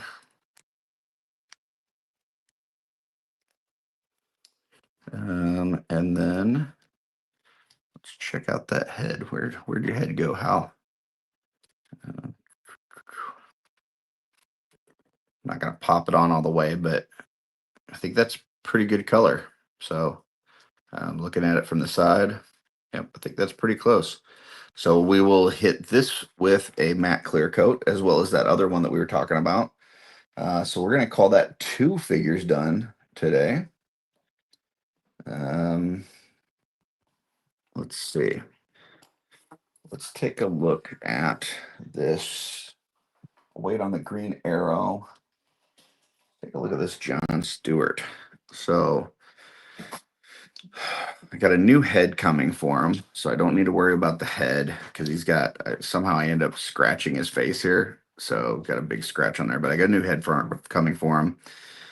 What I need to do is I need to paint his hands black, like not black black, but like African American black. Um, and I need to paint these bracers green, and then black under here. And let's see, let me see the rest of his. His legs are good. His crotch piece, we need to paint that 100% black. So we need to get rid of that green on there. I believe I'm trying to get him to look like the Justice League Unlimited look. So let me take a look real quick. Let's see. Reference material, folks. Reference material. Um, let's see. John Stewart. Justice League Unlimited. I want to get that kind of look for him. Let's see. So yeah, I mean, looks like green bright. Now he had gloves on, but I think I'm going for the non-glove look because there's a see, like this one here was like that is kind of what I'm looking for with his bare hands. Another. Let me just see. John Stewart, Green Lantern. A lot of these figures, as I'm working on them, I'm trying to get their like superpowers look from back in the day, but there was not a superpowers John Stewart, so um, don't need to worry about that one. Oh my goodness, is it doing this stupid thing? They're just trying to send me to a Google app. Like I don't want to go to your Google app. Oh my goodness, making me mad. It's making me mad. Okay, let's try it again. John Stewart, Green Lantern. Help if I spell right. Images. See, like that's kind of the look I'm going for. So yes, on that, this crotch should be completely black.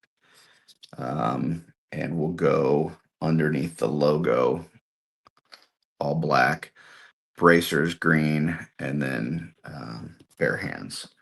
Okay, so let me see if I can save that. Yeah, save the photos.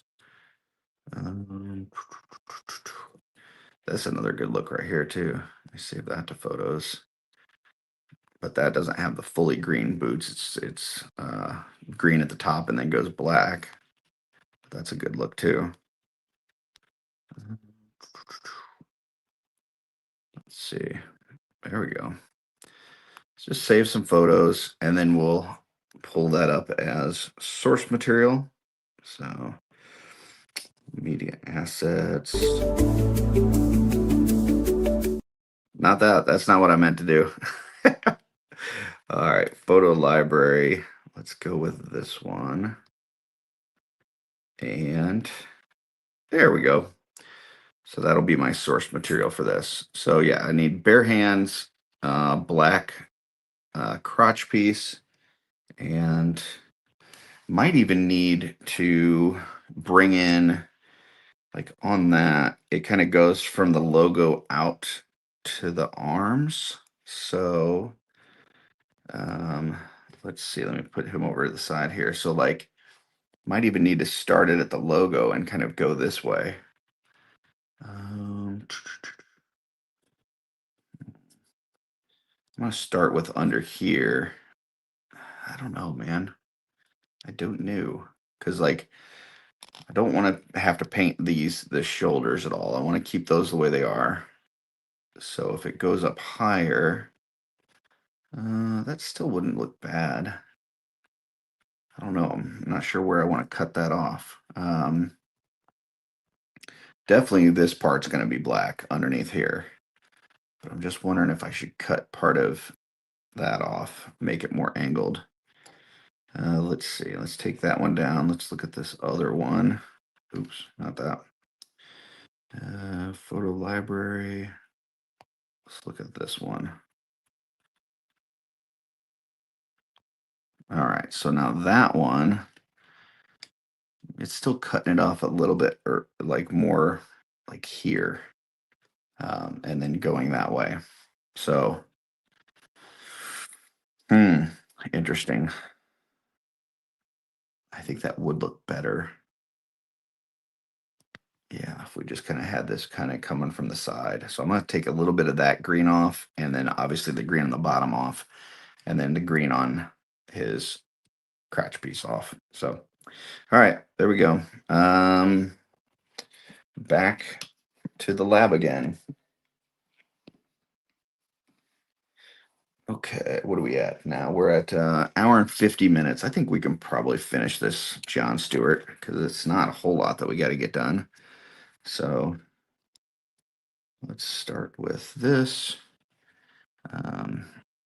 Just get this green covered.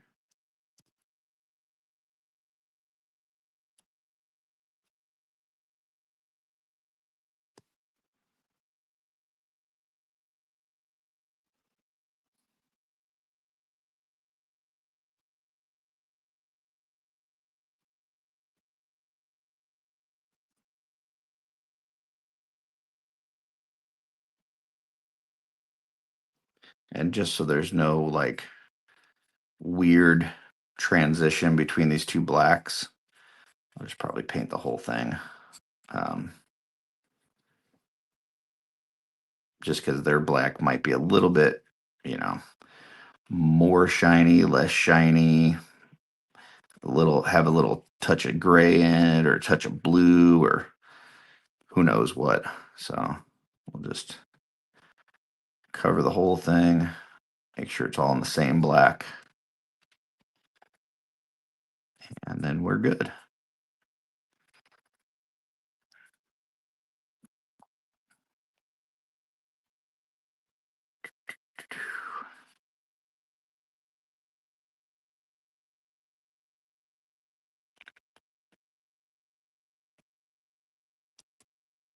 I did switch out some other things on here, like his wrist. I wanted them to be a dark green, like it was still coming off of the breaker bracers.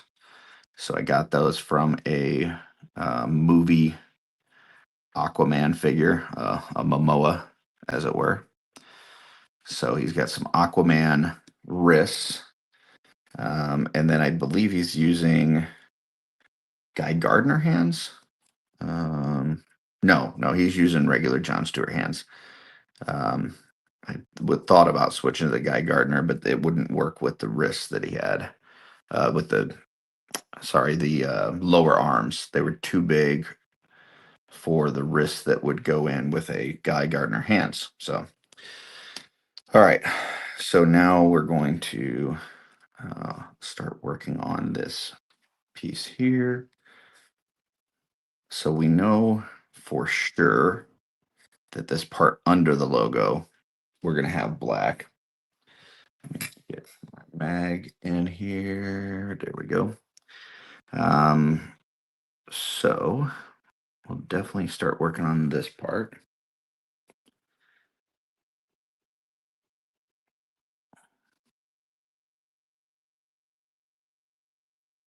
Try to get right up to the logo.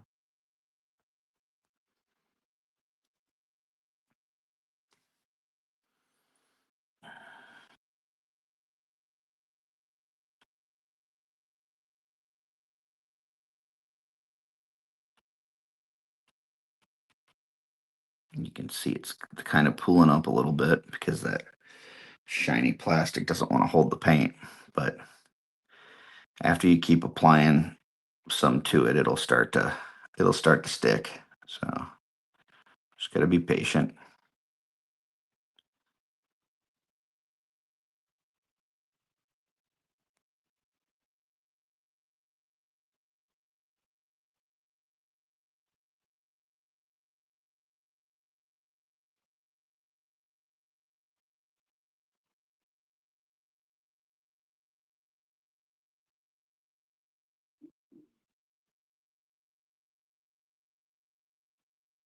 So I'm just kind of moving the black around right now, making sure that it doesn't pool up and leave spots that are not covered.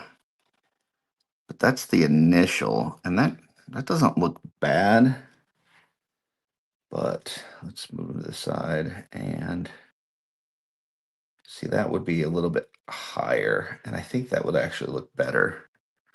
So maybe starting it, um, let's see, if I started it about, it's not quite halfway up the logo. So like that would be a halfway mark. So maybe like right here. Oh, sorry, I'm not seeing that. Move it to the side. So not quite the halfway mark, but maybe just under the halfway mark. So maybe I'll like start it right there and then go over to the same spot that it goes to now. And it is a little bit curved on there still. So, and then let me look at the other one. The other one is more of a sharp. It's like a so this one it more like kind of goes diagonally. Um, hmm, hmm, hmm, hmm. Let's see. Let's see here. What do we want to do, folks? What do we want to do? Um, because that looks pretty good, but I think if it was just below the halfway mark, I think that would be better. Let me see. Let's try micro penning this. Let's see if we started like, let's say even with this part here, right? So if we started like there on both sides, so we started here, right? And then we went to the same spot that it has now up here. We could either go rounded or we could go straight. So if we went rounded, it would be kind of like that, right? And then same thing over here.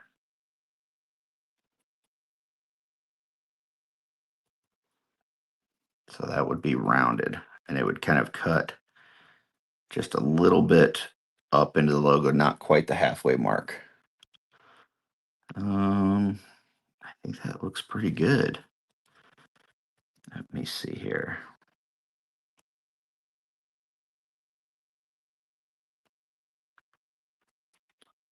So that's what that would look like. Or we could go even higher and kind of make it come down a little bit more and round. I think this looks good. I think we're going to try this first. We could always go higher.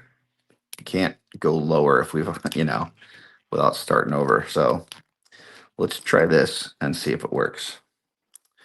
Let's go back to our zero brush. And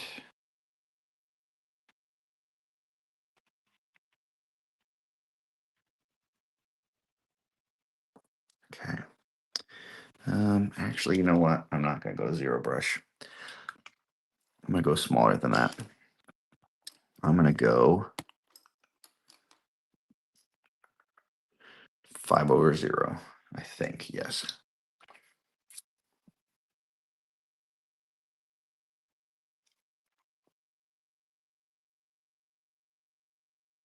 Okay. And we're going to try to just follow this micro pen line first.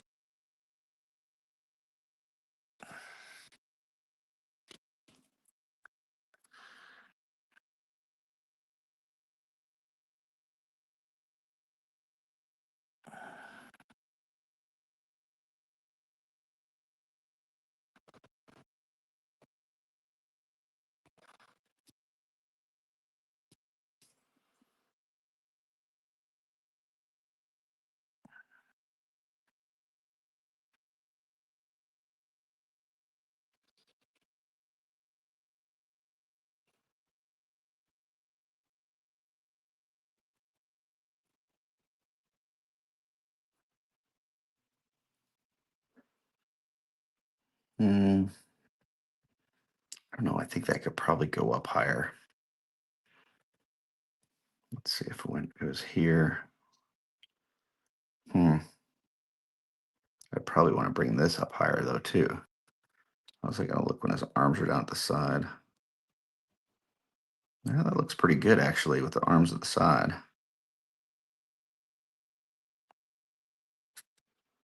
Let me go just slightly higher than that line that we drew. All right.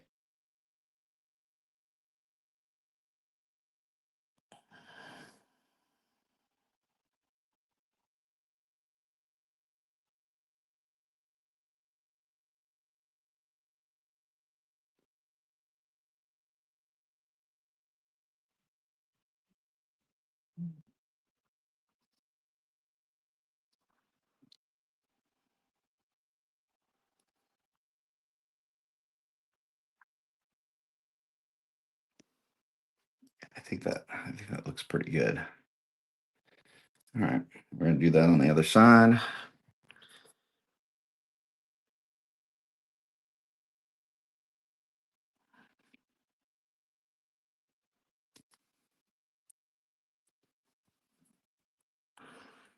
Get some of this that's not thinned down. So just wanted to pull up on us and be kind of jerky.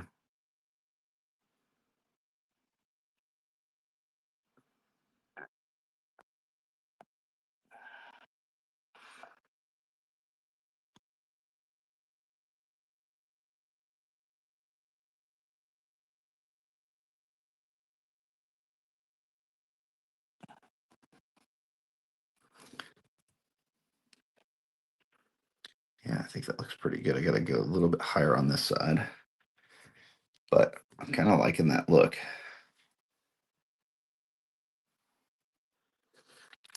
Um,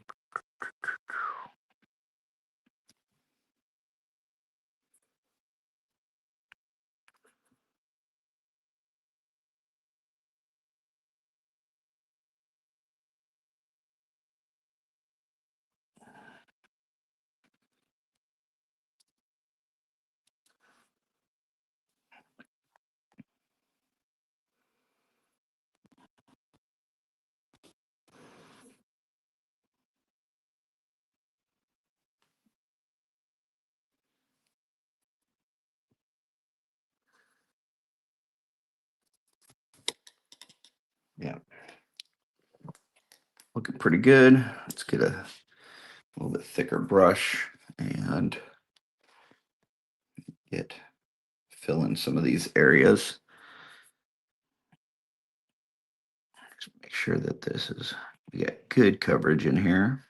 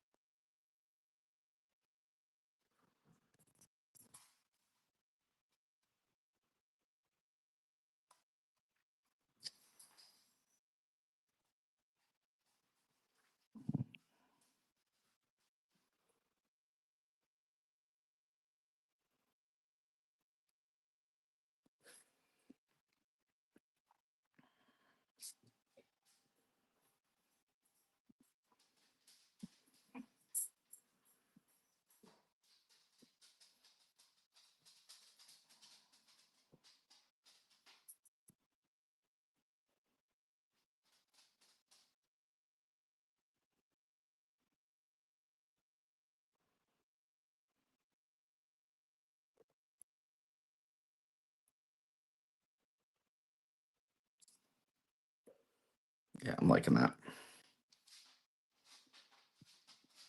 Looks pretty nice.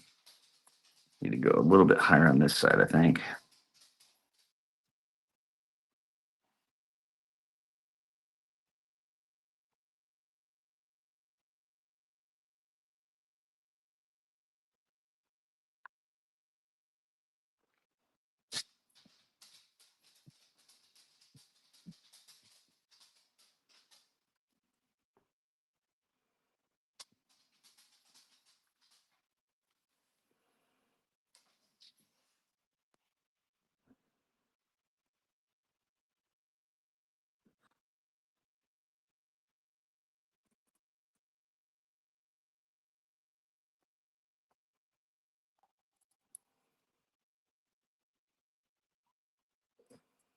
Yep,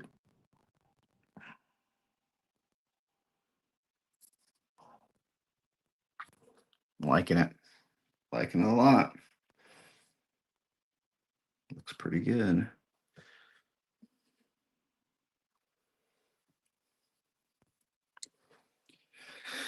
All right. See, like swoop. This one I feel like needs to kind of go this one needs to start a little bit higher, and this one needs to swoop a little bit more. So let me get go back to the 0 and just start this one Just a little bit higher.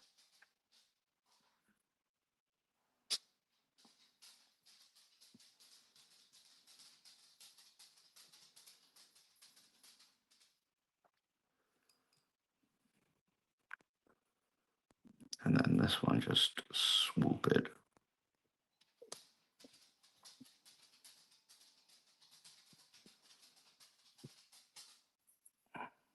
Yeah. Yep. Like that.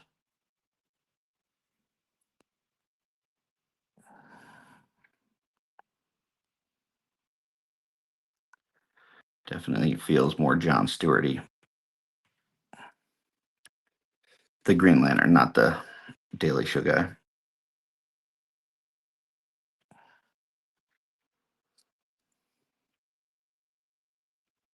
Okay. I think I like that. Let's see. Let's go back and look at his pants. Be sure we didn't miss anything or need to go over it again. Number 2. Just kind of hit up this top part for sure, because that was where the green was. Maybe even hit the inside just to make sure.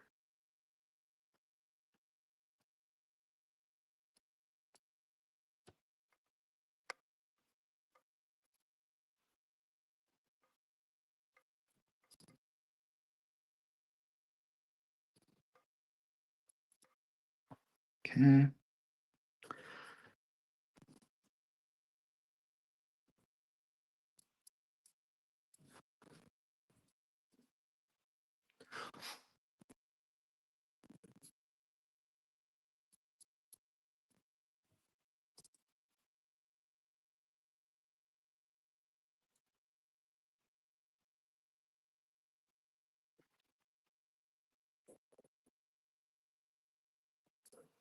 Running towards the end of my black on there, and we are past the 2-hour mark, so I may need to wrap up here soon anyhow. I've already got a few things finished that I can go and clear coat and call a day. So appreciate everybody that joined me, and anybody that watches on replay, because being able to do this today helped me to actually get some stuff done. So thank you. As much as I try to inspire you folks, you guys inspire me, and I appreciate that. So put this here to dry. Think, well, I'll touch up just a few bits here, and then just got to work on his hands and bracers and go from there. But I think for this live, I'm going to call it. Any final questions or anything that you have, feel free to throw them in the chat as I'm finishing cleaning my brushes and stuff. And I will try to answer what I can. For those of you that are at IshCon this week, hope that you guys are having a good time. Any vendors, hope you're selling well and everything's going your way. And if anybody sees a McFarlane Spectre, McFarlane Hawk Girl, or a McFarlane Alan Scott Green Lantern, hit me up. I'm interested. So, all right. Let me get my cover for my wet palette.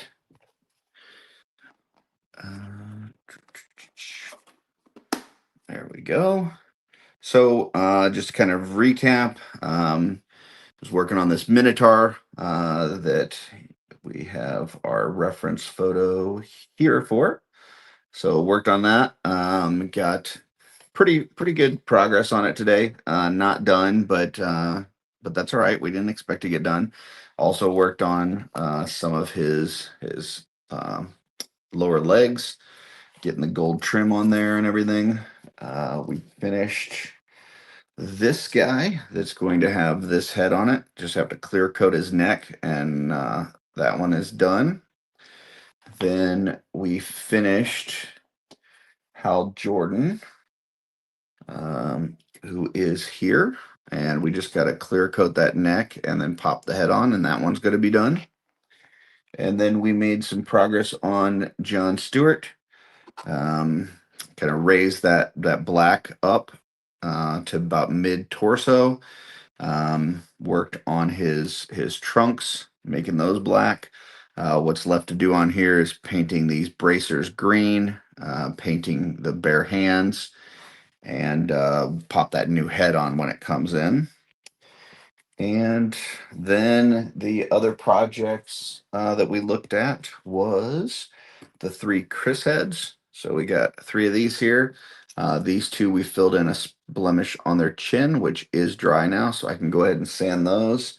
This one didn't have that blemish, so it's good. So I'll finish sanding these, and then these 3 will be ready to prime and start painting. I'm interested to know how people would want those painted. So let me know. Throw a comment after the live stream. Throw a comment in here. Do you just want regular skin tones on this, or do you want it to match a body, like say the Gaspar body, or do you want like a Fury Clan Chris, or like a green skinned Orc Chris, or a gray skinned Xenothon type Chris? Let me know. Let me know what your thoughts are. How do you want your Chris painted?